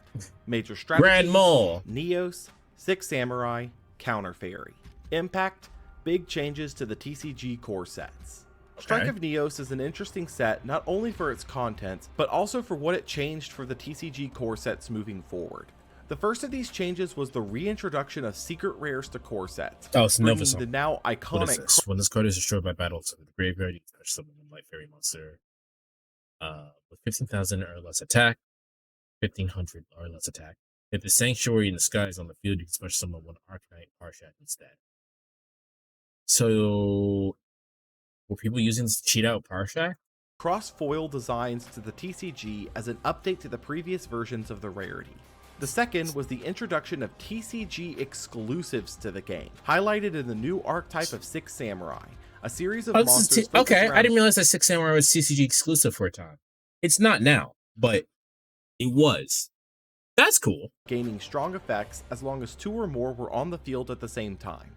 While in the OCG, the strategy never really took hold due to needing to normal summon 2 separate monsters to gain the effects, the first TCG exclusive ever would solve this issue in Grandmaster of the Six Samurai, who could special summon himself if you control the Six Samurai, had the same stats as Cyber Dragon, and added a Six Samurai from grave to hand if destroyed by an opponent's card effect, which could include itself.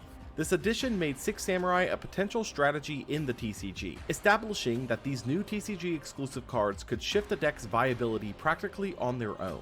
The last was the introduction of OCG imports to core sets, dedicating the last few slots of a set list to bringing in cards from the OCG that we otherwise would have no way of obtaining, since our sets are different. This first batch would be the exclusive cards from the OCG structure deck Surge of Radiance, which was never imported to the TCG, bringing new cards like Neo Parshath, the Sky Paladin, Meltiel, Sage of the Sky, Harvest Angel of Wisdom, Freya, Spirit of Victory, Nova Summoner, Hold on. Radiant Gerald, How you gonna do this to my girl Freya? Angel of How you Wisdom, gonna make Freya a whole? Spirit How you gonna make Freya a whole ass cheerleader? Y'all remember when I played God of War? Y'all remember when I played God of War? Freya, the fucking warrior fucking goddess that was out to kill Kratos. Look what they did to her. Look what how you gonna do this to Freya? Can you play like English cards and Japanese cards on the same deck? No, you cannot. Those are two. So I probably should have specified. OCG refers to the Japanese card game. TCG refers to the English card game. You cannot mix formats like that now. Which is why they mentioned here that, like, these cards coming to the TCG is a big deal because these are originally OCG exclusive cards. They were only in Japan and now they're here. Give me your weapon. Here's these pom poms.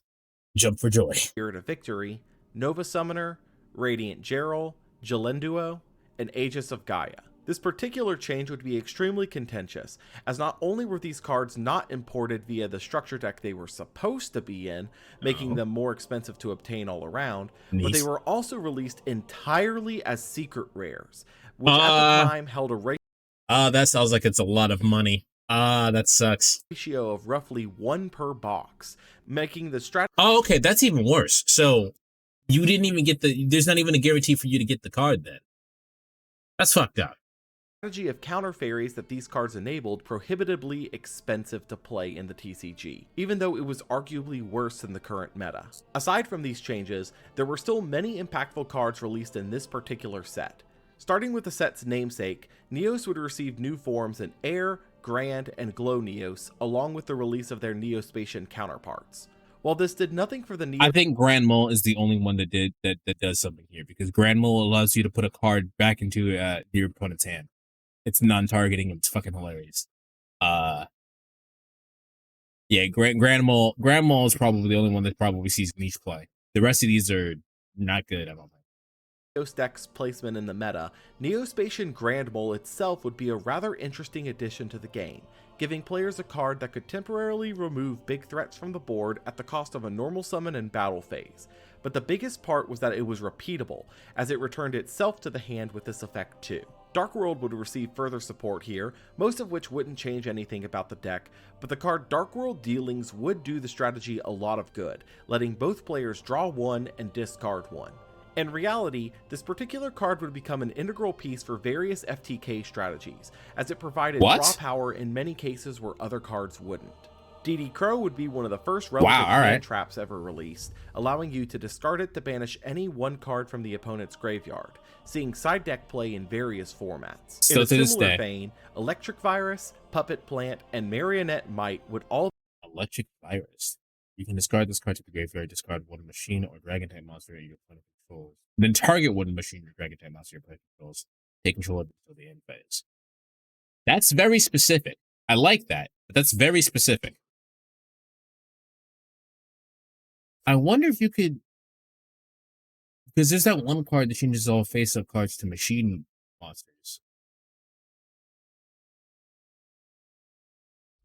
You can also probably play this in a Buster Blader type.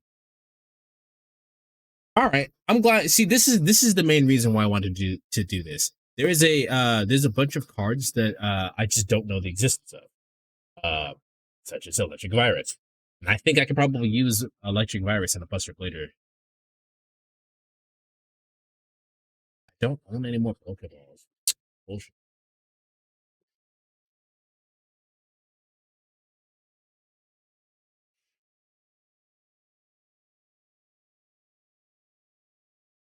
Bullshit.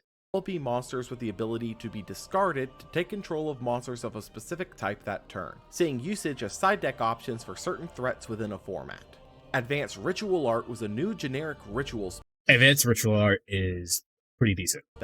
Able to pay the cost of any ritual monster using normal monsters in the deck, circumventing the need for the tributes in hand or on field, which would see significant play shortly after this release. Lastly, Pulling the Rug was a counter trap that negated the effects of a monster that were activated upon its normal summon and destroyed it, which was practically handcrafted for countering out monarchs, whose effects were mandatory and could not avoid this trap, seeing immediate side deck play for the various monarch strategies in the format. The day after Strike of Neos' release, a new ban list went into effect, making a number of changes to the metagame. Newly banned were Breaker the Magical Warrior, Breaker! one of the most generically played monsters of the era, Magician of Faith, as her spell recycle ability was consistently too good, Victory Dragon, as his match-winning effect was becoming a nuisance to structured play, Graceful Charity, as it was arguably more powerful than Pot of Greed, which had been banned for a while now, and Last Will, as it enabled too many overpowered strategies with its generically free summon. Newly limited were Stratos, as it was meant to be from day one, Grand Mole, as a repeatable bounce may prove to be an issue if left unchecked, Chain Strike, as Chain Burn was a threat to the meta that might have been too much at the time, and led most to side Death's Wombat specifically for it, Dimension Fusion, as decks abusing the card were abundant, Giant Trunade, as the back row removal options shouldn't be widely accessible, Overload Fusion, as Chimeratech OTK strategies were abundant, Snatch Steal, bringing the power spell back to 1, Crush Card Virus, as the SJC prize card could pose an issue at 3, and Mind Crush, as the hand knowledge Mind Crush, provided at Yugi, the time Mind was Crush! immensely powerful. Semi-limited were DD Assailant. Wait, what does that card actually do? Declare one card name. If the card is in your opponent's hand, they must discard all copies of it. Otherwise, you discard it with a random card. Would that see play now? Would that matter?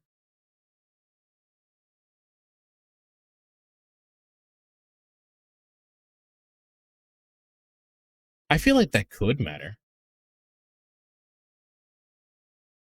Yeah, I feel like that could matter. It doesn't show, like, it could be legal. I don't know. And knowledge it provided at the time was immensely powerful. Semi-limited were DD Assailant, as warrior decks were not as powerful Oh, I guess it does show anymore. your hand now. Mask of Darkness, as its effect was not as strong as Magician of Faiths, and Metamorphosis, as fusion cheatouts had been in decline since Thousand Eyes Restrict and Cyberstein's bans.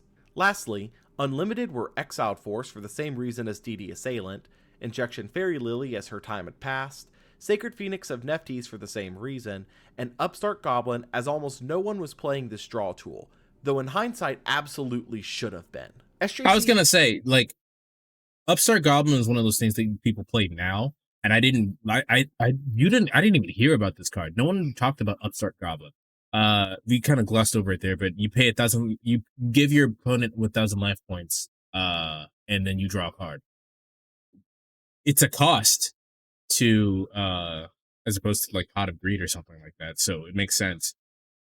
It's at 3 in Master Duel, I think. It's an interesting card. I like that one. Houston would be the first event played under these new releases and ban list, taking place on March 3rd, and the meta had certainly been shifted by all of these changes to the point where it wasn't clear what the best deck was, seeing 7 different strategies land in the top 8. Amon Gainen would take yet another It's that one dude SGC with the crazy title hair. with the Zoo Looks like he's from return, Jersey. notably switching the copies he lost of Dimension Fusion. His hair is all out black for now as return opposed to from the a different frosted tips. dimension, which took an additional turn of setup being a trap, but was also only affecting himself. This format was... Hold on, was that his sleeve or was that a gold rare? That's his sleeves. It makes it look like it's gold turn rare. of setup being a trap, but was also only affecting himself. This format was still clearly up in the air, and many turned to the next set to see if something would change. Overload. I don't know what Duelist Pack Cyber Zane Dragon is. Truesdale. Release date March 7th, 2007. Cyber Dragons! Let's Duelist go! Pack. Major strategies, Cyber Dragon. Impact, reprinting the machines. Okay, so Duelist it's just Pack more Zane accessible. came out just about a week too late to be really relevant, as its major reprints, Cyber Dragon and its fusions, Future Fusion, and Overload Fusion were mostly part of the Chimeratech OTK, which had just been significantly hit on the ban list with the limiting of Overload Fusion. On top of that, its new cards, Cyber Laser and Barrier Dragon, were completely dead on arrival, meaning this set really held no significance in the meta at What do these cards do? They cannot be normal summoner set. They cannot be special summon except with photon generator unit. That's already terrible. Once per turn, you can destroy one monster. You can destroy one monster with attack and defense equal to or higher to this attack card. Yeah, no, that's not great. Barrier Dragon. This card cannot be normal summoned or set. Cannot be special summoned except with the attack reflector unit. Yeah, so that's not even the same card. If it was the same card, if like you had like both of these could be summoned with photon generator unit or something like that, it probably would be better, but that's bad. it's like it's the same kind of bad that the reason why ritual summons aren't good is because you go minus to get one card out that's probably not great, right? Once per turn, while this card is in attack position, your opponent's next attack is negated. That's not even a good effect. At large outside of a Cyber Dragon reprint. Far more importantly than Duelist Pack Zane was the release of the DS game World Championship 2007, which brought the promo card Destiny Hero Disc Commander to the game, who let the player draw 2 when he's summoned from grave. This card would be a perfect match with Diamond Dude Turbo in the current meta, as it was yet another good Destiny draw target that heavily benefited from the addition of more grave revival tools to the deck, like Call of the Haunted, though wouldn't be played on initial release. SJC Columbus would take place just 4 days later on March 24th, and although the meta was starting to trend towards the Monarch side of things, a few new faces had appeared in the lineup. The first of these was Trooper Monarch, which aimed to use Card Trooper to fill the grave with tools like Treeborn Frog from Monarch summons while also holding pressure with its boosted 1900 attack and replacement on destruction. The second was Six Samurai, making its first appearance in the metagame, and interestingly was doing something no other deck was playing at the time: 3 Card Trooper and Machine Duplication. This particular strategy, okay, so this is where we known see as it Troop first Dupe then. Scoop, would become Troop integral to the Dupe format Scoop. as it proceeded, as many decks were playing the Troop Dupe Scoop in some capacity moving forward thanks to the raw advantage it provided. The last new deck in this lineup, and probably the most interesting, was Demise OTK, a deck dedicated to performing the ritual summon of Demise King of Armageddon to clear the board, then use a number of different ways to reach 8,000 damage and end the game with. Notably, the deck played Advanced Ritual Art to summon Demise, opting to dump level 4 insects for the summon to fuel the summon condition of Doomdozer. Between Doomdozer, Megamorph, and Metamorphosis, finding lethal for the deck was surprisingly easy, as it would be morphed and modified over the remainder of the format. Mark Glass would win the event with Diamond Dude Turbo, continuing the previous game plan of the deck involving Phoenix Blade and Dimension Fusion, though notably less powerful now with the limiting of Stratos and... Do you think he drank from this trophy? I would do it. I would clean it really nice and then try to drink from the trophy. That's what I would do. Dimension Fusion. SJC Montreal would follow on April 14th, and with it, Monarch Control would slowly establish itself as the meta king, though it was still very much a grab for power all around. Cesar Gonzalez would win the event with the aforementioned Monarchs, playing a total of 8 Monarchs in the deck, a slightly heavier count than the usual 7. Most notably for his build though, he was playing 3 Brain Control, using it as a way to offset his Monarch's tribute cost. SJC Anaheim would be held 2 weeks later on April 28th, and with it we'd see a significant rise in the popularity of the Demise OTK, seeing a couple of new innovations to the deck, with the most prominent being the inclusion of Metal Armored Bug to pay the full cost of Advanced Ritual Art rather than 2 level 4 insects. Why is it the fuck? Who made that card? I'm glad to see Vanilla Monsters are still relevant in 2007, because you don't really see people play the Vanilla Monsters now. Like, there's just no reason to. Michael Monsters Songlos are would just win the better. event with the aforementioned Demise OTK, also opting to play Contract with the Abyss to ritual summon Demise the normal way. The only other list worth noting from this event was a single Trooper Hero list, which seemed to be focused more on Hero's graveyard effects rather than its Diamond Dude strategy, notably being the first topping appearance of Disc Commander. All of this would lead into the next core set, and with it, new resource engines to add to the already powerful pile we've seen thus far. Crystal Beasts? Force of the Breaker. Release date, May 16th, 2007. Set type, That's in the full virus set. card. Major strategies, Volcanic, Sky Scourge, Virus. Ooh. Impact, I wanna the play a King of Volcanic deck. Monarchs. Force of the Breaker, following Strike of Neos' return to form with core sets, had rather large shoes to fill. While it may not have had the depth of cards that Strike brought before it, it did arguably have the strongest card in its grip from either set, which we'll get to soon enough. Starting with the set's headliner, Volcanics were a series of pyro monsters aimed at using their weaker monsters like Shell and Scattershot as monster removal with the spell Blaze Accelerator.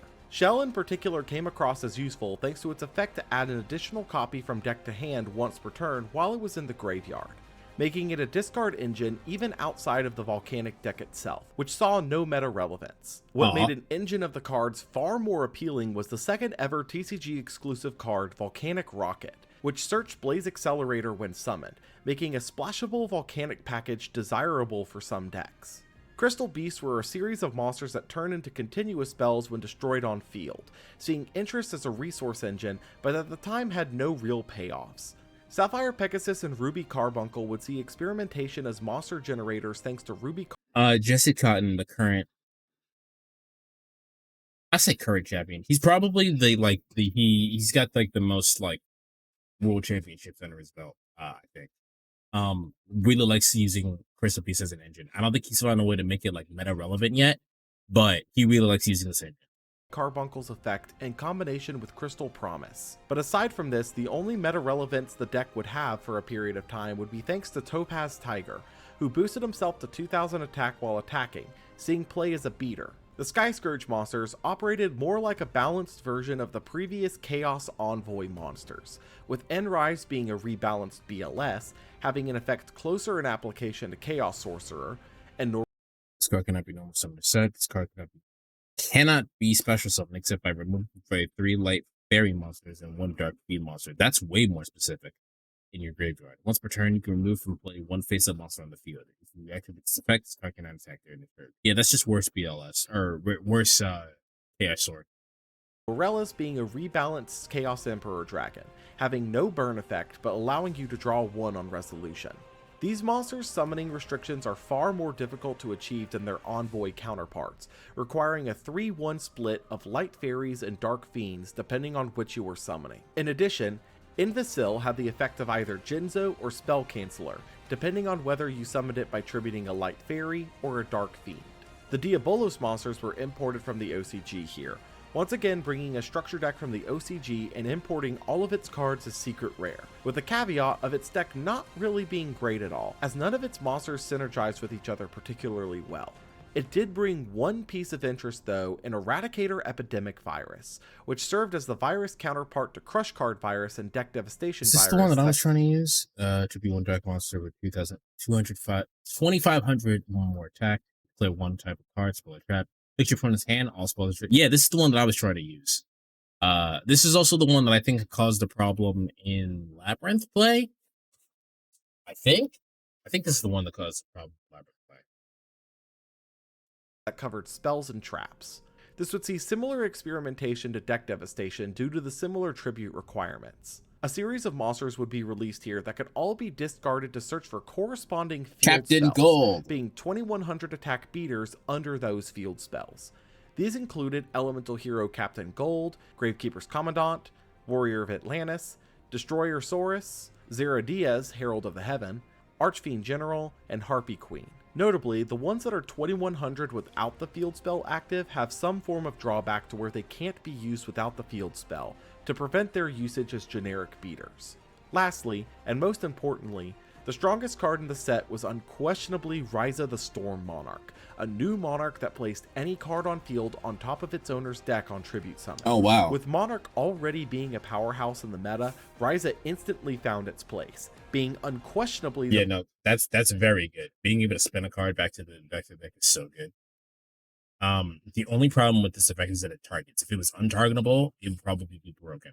Probably be broken. Words are hard. Best Monarch, as it not only temporarily removed a threat, but it also blanked an opponent's draw on the next turn, as they were guaranteed to draw back into whatever you remove. This change was slow to be seen as we entered into a long stretch of back-to-back tournaments, being the Nationals season, starting with SJC Philadelphia on May 19th. Around this point in record keeping, deck lists for top 16 would be made available from SJCs moving forward, with some this is like, I like seeing these in the thing. It's just like how variety and how equal power level everything is. I like seeing stuff like this. This means that you can play whatever you feel like playing as opposed to playing whatever is currently meta relevant. Like no one's playing any one strategy. No one's playing fucking Snake Eyes or Yubel or whatever. People are playing whatever they want to play. And I like that. I like seeing that.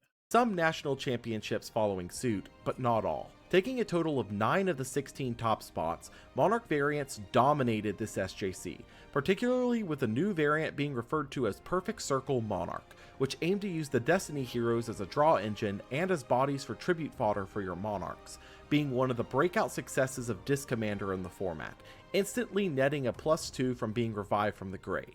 Jesse Samek would take first place with Perfect Circle Monarch, establishing the concept as a go-to strategy for the format. This was shortly followed by the UK Nationals on May 26th, where the differences in player tendencies between continents was apparent from the top 8 spread.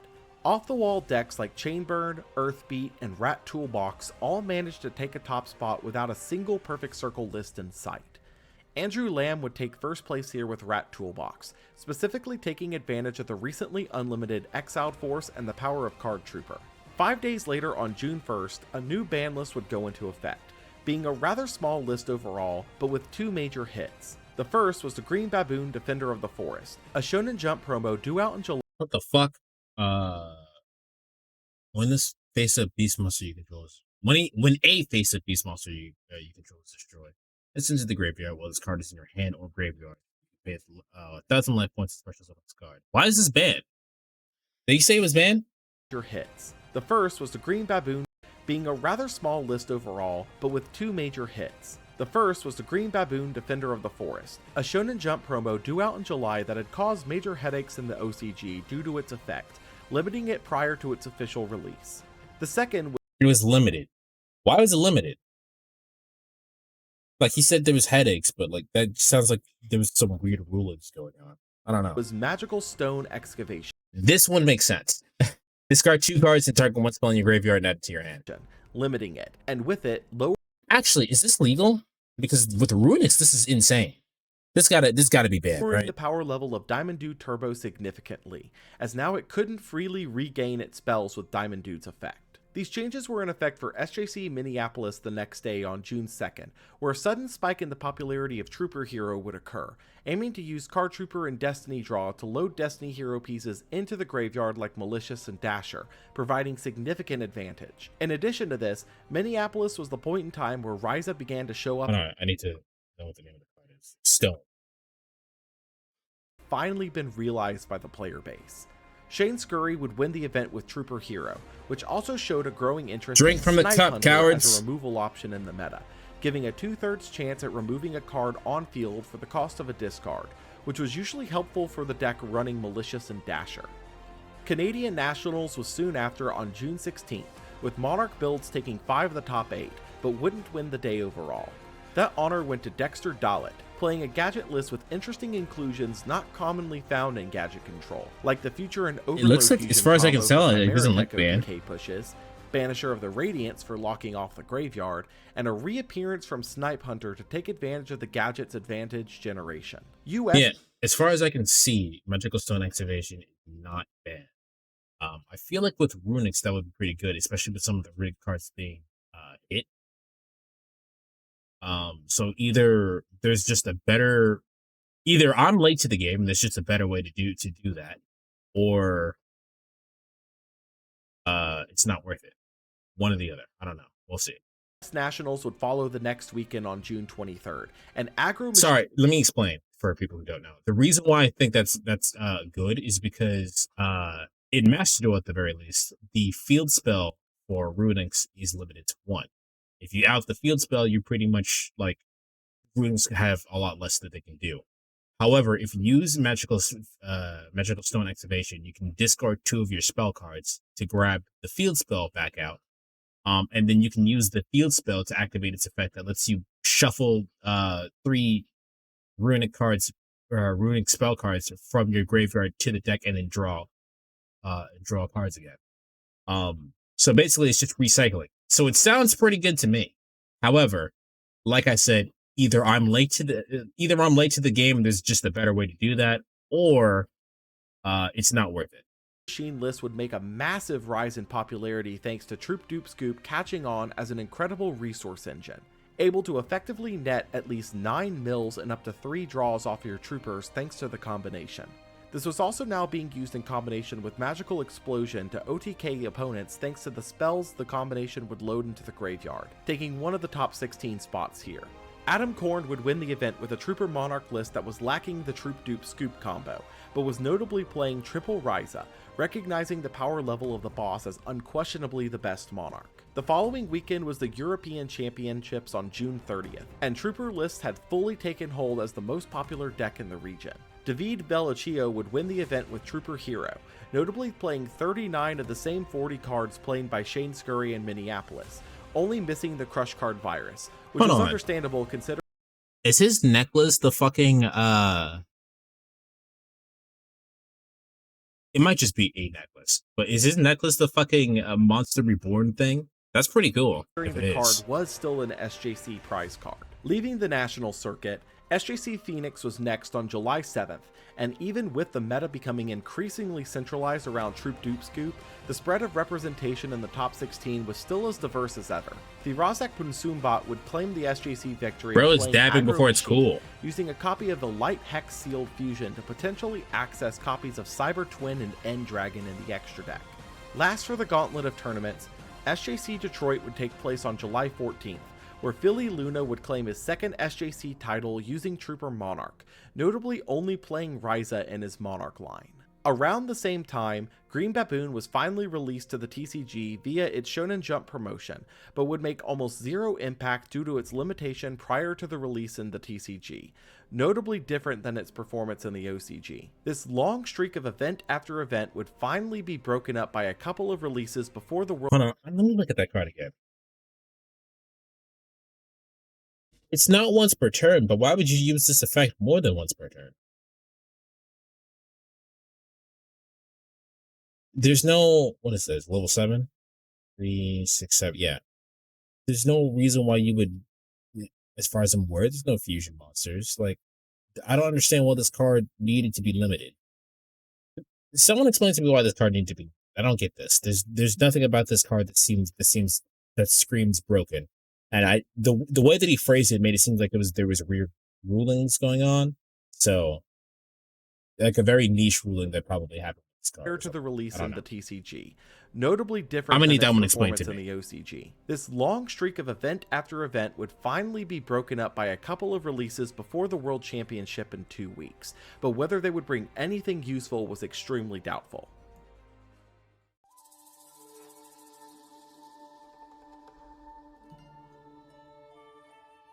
Starter decks Jaden Yuki and Cyrus Truesdale. We know for a Release date, fact that Cyrus' July stuff did not 25th, get used. 2007. Set type, starter deck. Major strategies, hero, Roid. Impact, reprinting the reprinted. The 2007 starter decks would do exactly what all starter decks do, bringing maybe 1 or 2 new cards in total and reprint a bunch of cards that have been reprinted several times before. On the docket of new cards, we have Elemental Hero Necroshade and Express Roid, both of which did jack all to help their respective strategies. As for reprints, Dekoichi, Drillroid, Exiled Force, Giant Trunade, Heavy Storm, Book of Moon, Smashing Ground, Lightning Vortex, Brain Control, Compulsory Evacuation Device, and Sakuretsu Armor would all see reprints here, with most if not all already having easy access reprints. This set was just as quickly forgotten, as the very next day, another set would be released that even had some cards that people cared about. Which is D-Mark. D-Mark is so cool. Premium Got it? Pack. Release date, July 26th, 2007. Set type, import set. Major strategies, random OCG table scraps. Impact, 1 squishy wall. Premium Pack at the time was an oddly received set, as it was the first of its kind, an OCG import set that only aimed to bring in the odd cards that were left out of our releases. While most famously this included Magician of Black Chaos, a couple of cards here would see some relevance in the meta overall. Marshmallow was an Magician of Black Chaos is a cool looking card, as you can tell by that effect that it had, which wasn't one. It's not good. Immune to battle destruction wall that burned the opponent for 1,000 the first time it's attacked into, immediately seeing play as a stalling tool for some strategies in the meta. Gemini Imps could be discarded to negate hand-ripping effects and replaced itself after, useful for the odd strategies that aim to do so in later formats. Weird, and but okay. lastly, Legacy of Yatagarasu was essentially copies 4, 5, and 6 of Jar of Greed, with a random upside staple to it. seeing interchangeable play with Jar and decks that opted for it. This would be the final release before the World Championships on July 28th, held in San Diego, California, USA. Monarchs and Machine strategies would once again hold the dominant position in the meta thanks to Ryza and Card Trooper respectively, both being seen in Andres Toro of Chile's winning deck list Trooper Monarch, maxing out Ryza and including the Troop Dupe Scoop package. The landscape of the World Championships wouldn't last too long though, as the next core set was around the corner, and it was aiming to shake up the game with its new monster mechanic that was practically doomed to fail out the starting gate. Gemini monsters? Is that when this was a thing? Tactical Evolution.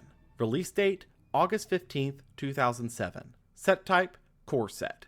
Major strategies, Gemini, Venom, Yep, there it is. Zombies. Impact, a couple of standouts, nothing game breaking. So, normal summoning is probably the slowest version of summoning that there is. Gemini summoning is even slower than that. Because you have to normal summon twice now. So, I naturally I ended up experimenting with Gemini monsters because I like red eyes. It's not worth it. It's not good. Tactical Evolution, being the third core set in a year that seemed to have major impact come from their core sets, was shockingly a bit of a dud compared to its contemporaries. The main reason for this was most likely due to its highlighted new monster subcategory, Gemini, a series of monsters that are considered normal monsters on the field and in the grave, but can be normal summoned a second time to gain an effect. This initial wave included Elemental Hero Neosalius, Chthonian Emperor Dragon, Aquarian Alessa, Lucky Pied Piper, Grass Chopper, Goggle Golem, Dawnbreak Gardna, Doom Shaman, King Pyron, Shadow Delver, Phantom Dragon Ray Bronto, Illblood, and Blazewing Butterfly. Of this wave, practically all of these would be complete duds with the exception of two. The first of these was Elemental Hero Neosalius, who wasn't even used for its Gemini status, but instead because it was a 1900 beater, light attribute, a hero, and was considered a normal monster in grave for certain hero cards. The other was Illblood, who was actually used for its effect thanks to the other zombie support piece in the set, Zombie Master, giving zombies a significant boost in their grave recursion, which melded nicely with Card of Safe Return, gaining a ton of advantage off summoning from grave. The Chrysalis series were counterparts to the Neospatians that saw absolutely no play, similar to the other Neospatian support piece, Nex, aimed to be used to turn Neospatian monsters into souped up versions from the extra deck, with its only target in this set being Marine Dolphin. However, this would flop too, as only 2 monsters were ever printed for this particular enabler, leaving it dead in the water. The last archetype introduced here were Venoms, a series of monsters that aim to place Venom counters, which when mixed with their field spell Venom Swamp, dropped monsters' attack by 500 for each, destroying any that hit 0 attack this way. Venoms, however, were extremely scattered. That sounds pretty cool. As he's about to explain why this sucks. During each player's end phase, place 1 Venom counter on each face-up monster except for Venom monsters. Monsters lose 500 attack for each Venom counter on them. If Venom counter is placed on a monster's and its attack equal to 0, destroy that monster.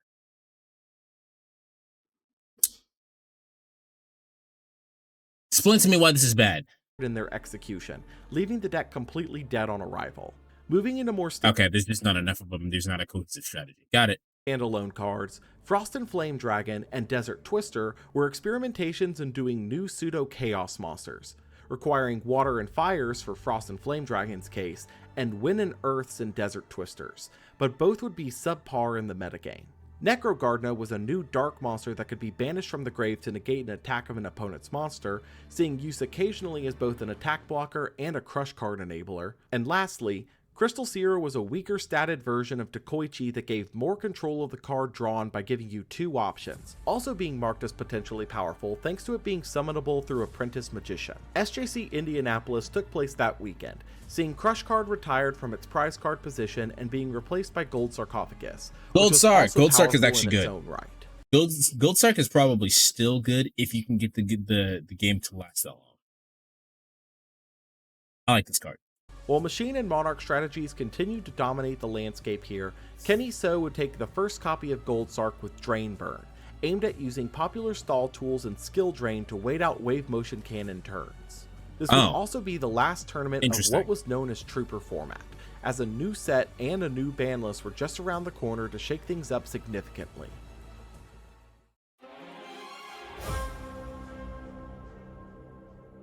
Okay. Collectible Tins 2007. Release date August 29th, 2007. Set type Yearly Tins.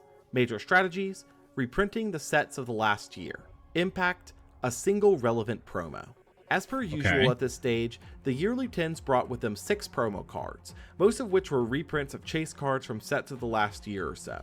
This time though, 2 of these tins were headlined by new cards, but only one of them would ever see meta viability. Plasma? Destiny Hero Plasma could be special summoned by tributing 3 monsters, had a Relinquish style monster stealing effect, and was effectively skill drained for the opponent's activated effects, seeing plays in decks already using Stratos as a tech choice. In addition to this release, the September 2007 ban list took effect on September 1st, and with it would come a major blow to the meta at large.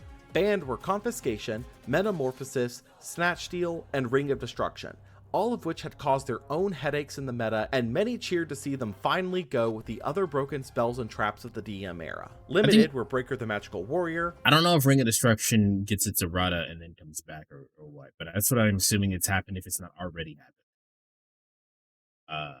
Breaker! As the card being banned made little sense before. Card Trooper, as it was the cornerstone of the meta. Disc Commander, as Perfect Circle decks were really starting to catch on to his power level. Magician of Faith, bringing her back from 0. Marshmallow due to its burn and battle immunity. Snipe Hunter, as the discard cost to pop was often just as good as the pop itself. Brain Control, being one of the few remaining power spells. Fissure, for God knows what reason. Gold Sark, to prevent a meta takeover from an SJC prize card. Smashing Ground, as it was a staple removal spell. Transmigration Prophecy for the mill recycling. Trap Dust Shoot for its spin back and hand knowledge it gave. And Wall of Revealing Light for stalling and for causing numerous headaches for tournaments. Semi-limited were Malicious, starting its forever Semide status. Green, Yellow, and Red Gadget to limit their resource engine. Royal Decree for its general trap stopping power. And Jinzo, Noblemen of Crossout, and Pot of Avarice, easing their statuses. Lastly, unlimited were DD Assailant, Protector of the Sanctuary, Deck Devastation Virus, and Good Goblin Housekeeping, as all were seen as acceptable for the current meta. SJC Washington DC would be the first real test of the new meta on September 15th, seeing a wide variety of decks in the top 16, but with one particular standout deck performing well. Zombies, on the back of the recently hampered meta, had risen as a powerful option thanks to Zombie Master and Illblood's synergy with Card of Safe Return, providing an insane amount of advantage from their resources. Jonathan LaBounty would win the day on Perfect Circle Monarch, showing the continued power of the Monarchs with the Destiny Hero package, as it had changed very little, if at all, from the last ban list. 2 weeks later, with SJC Chicago on September 29th, a new trend would also start really taking hold, being the presence of the previously mentioned Drain Burn, even taking first place piloted by Louis Ramondo, who opted to max out copies of Dimension Wall to serve as 3 copies of Magic Cylinder when being attacked directly. SJC Durham would see similar shiftings on October 13th, with Perfect Circle Monarch and Zombie variants fighting to take back major representation, with Zombie taking the event piloted by Philip Anthony, maxing out his copies of Card of Safe Return, as there was no form of once per turn restriction on the card. This would be the second to last event for the year, with one more taking place after a couple of new set releases, and these were bound to shake up the meta thanks to introducing some cards that would become integral for the next few formats.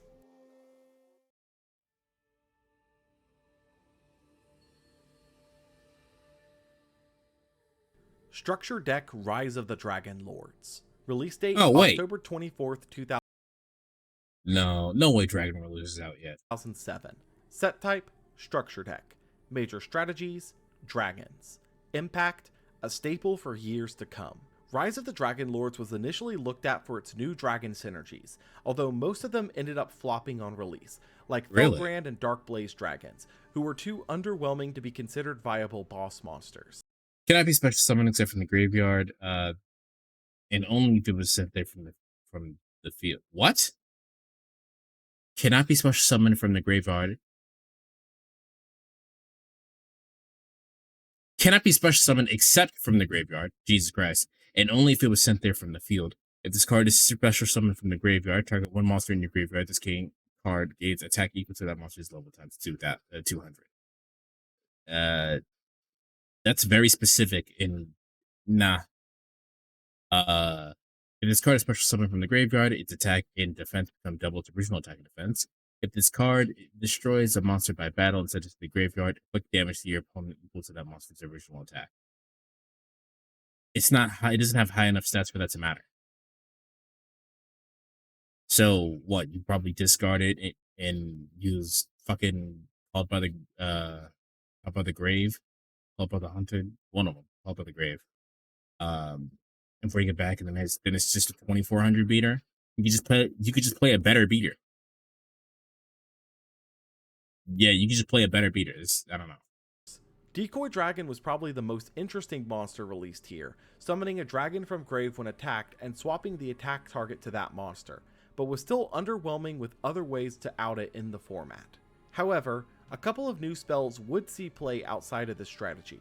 Trade-In was a massive new draw power, able to discard that came out in 2007 draw 2 cards, which would see play in decks like Demise OTK to help ease bricks in the hand. However, by far the most impactful introduction here was a spell called Foolish Burial, which let you that's when send Foolish any Burial monster comes from out. deck Gotcha. to grave, which was already incredibly useful for decks like Perfect Circle and Zombie, but would take a little time to catch on.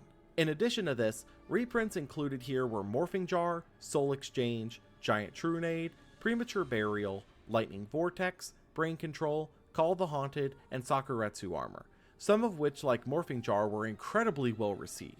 On the note of reprints, there was yet another major reprint set just around the corner that aimed to bring the price of the game down significantly.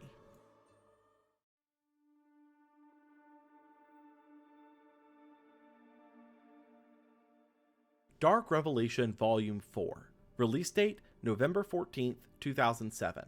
Set type, reprint set. Major strategies, Cybernetic Revolution to Enemy of Justice. Impact, reprinting a couple of promos. Revelations 4 effectively was no different from the previous Revelations sets, bringing card-for-card reprints of the cards from its set list. However, it did also bring reprints of cards that were at this point only available as promos in one way or another, like DD Assailant and Xarian Universe, making it not completely pointless, but still lacking a major selling point. However, this was not the only set released this day, as the last core set of the year was also dropped on the 14th, and it would bring a few new tools that would only grow better with time.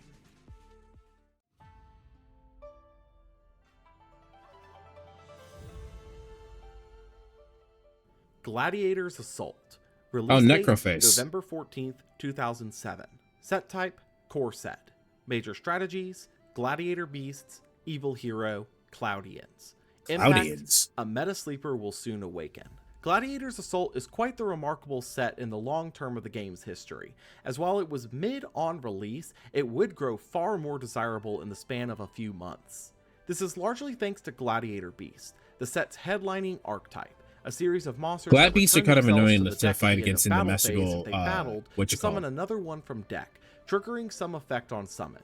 Notably, this release included Murmillo, Bestiari, Liquori, Haplomus, Dimikari, and Secutor, along with a few less notable ones, as well as their boss monster Heraklinos, who was a contact fusion of Liquori and 2 other gladiator beasts, able to negate a spell or trap by discarding a card. They also received Test Tiger here in the OCG import slot, able to special summon itself from hand if you control a gladiator beast, and tribute itself to initiate the tag out effect in the main phase, useful for tempo pushes.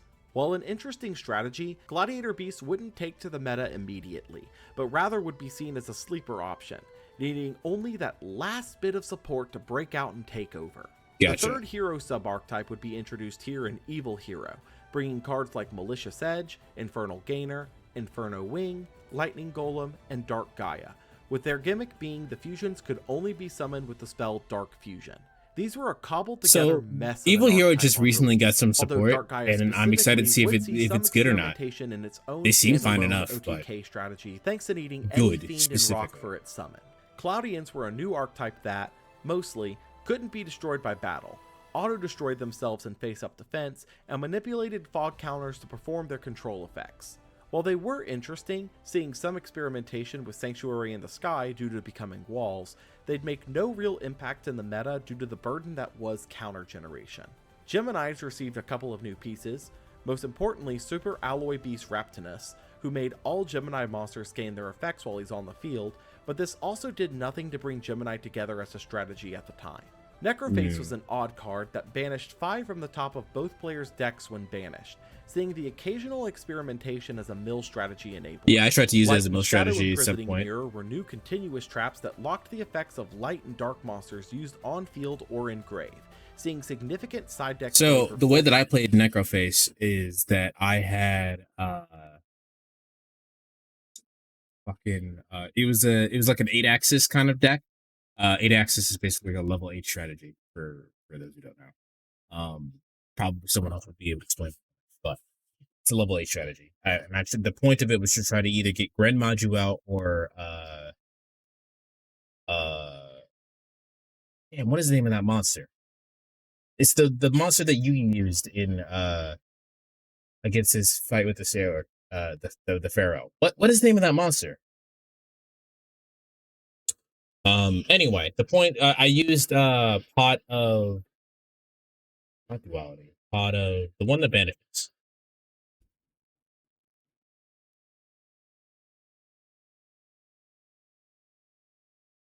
Pot of desires. Pot of desires. I used pot of desires to banish 10 cards from the deck. And then it would trigger off Necroface, even though it was face down, it would trigger off Necroface and banish another type 5 from the deck. And which would make Gren Maju stronger, or it would make God, what is the name of that card?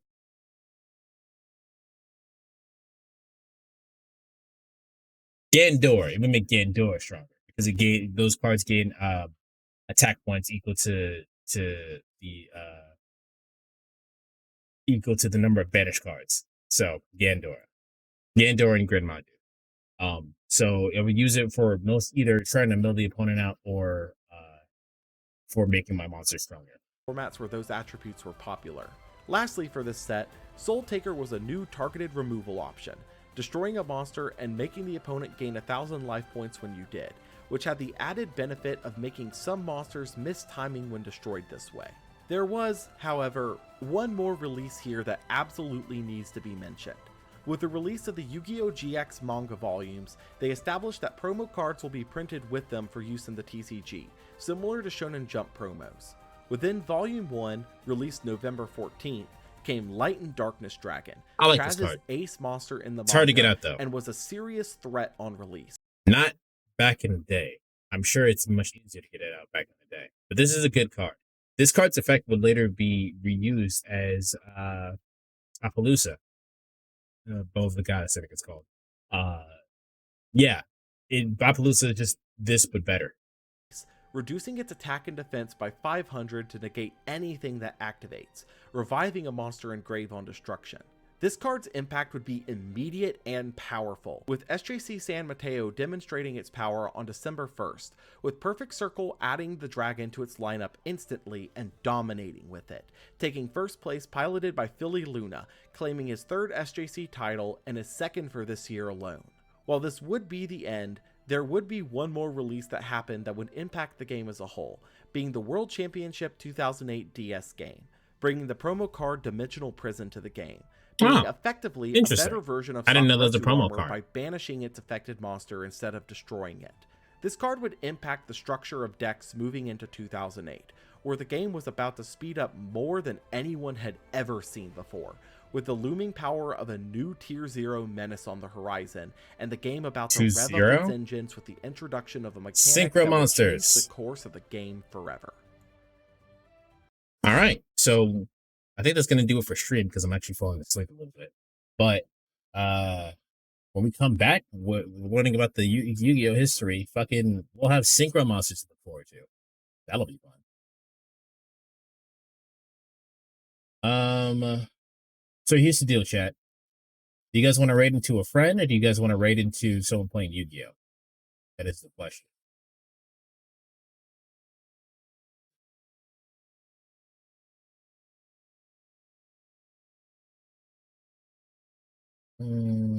Let's raid into. Oh, you want to see someone play Yu-Gi-Oh? All right, let's raid into Clear Heart today. They're playing Master.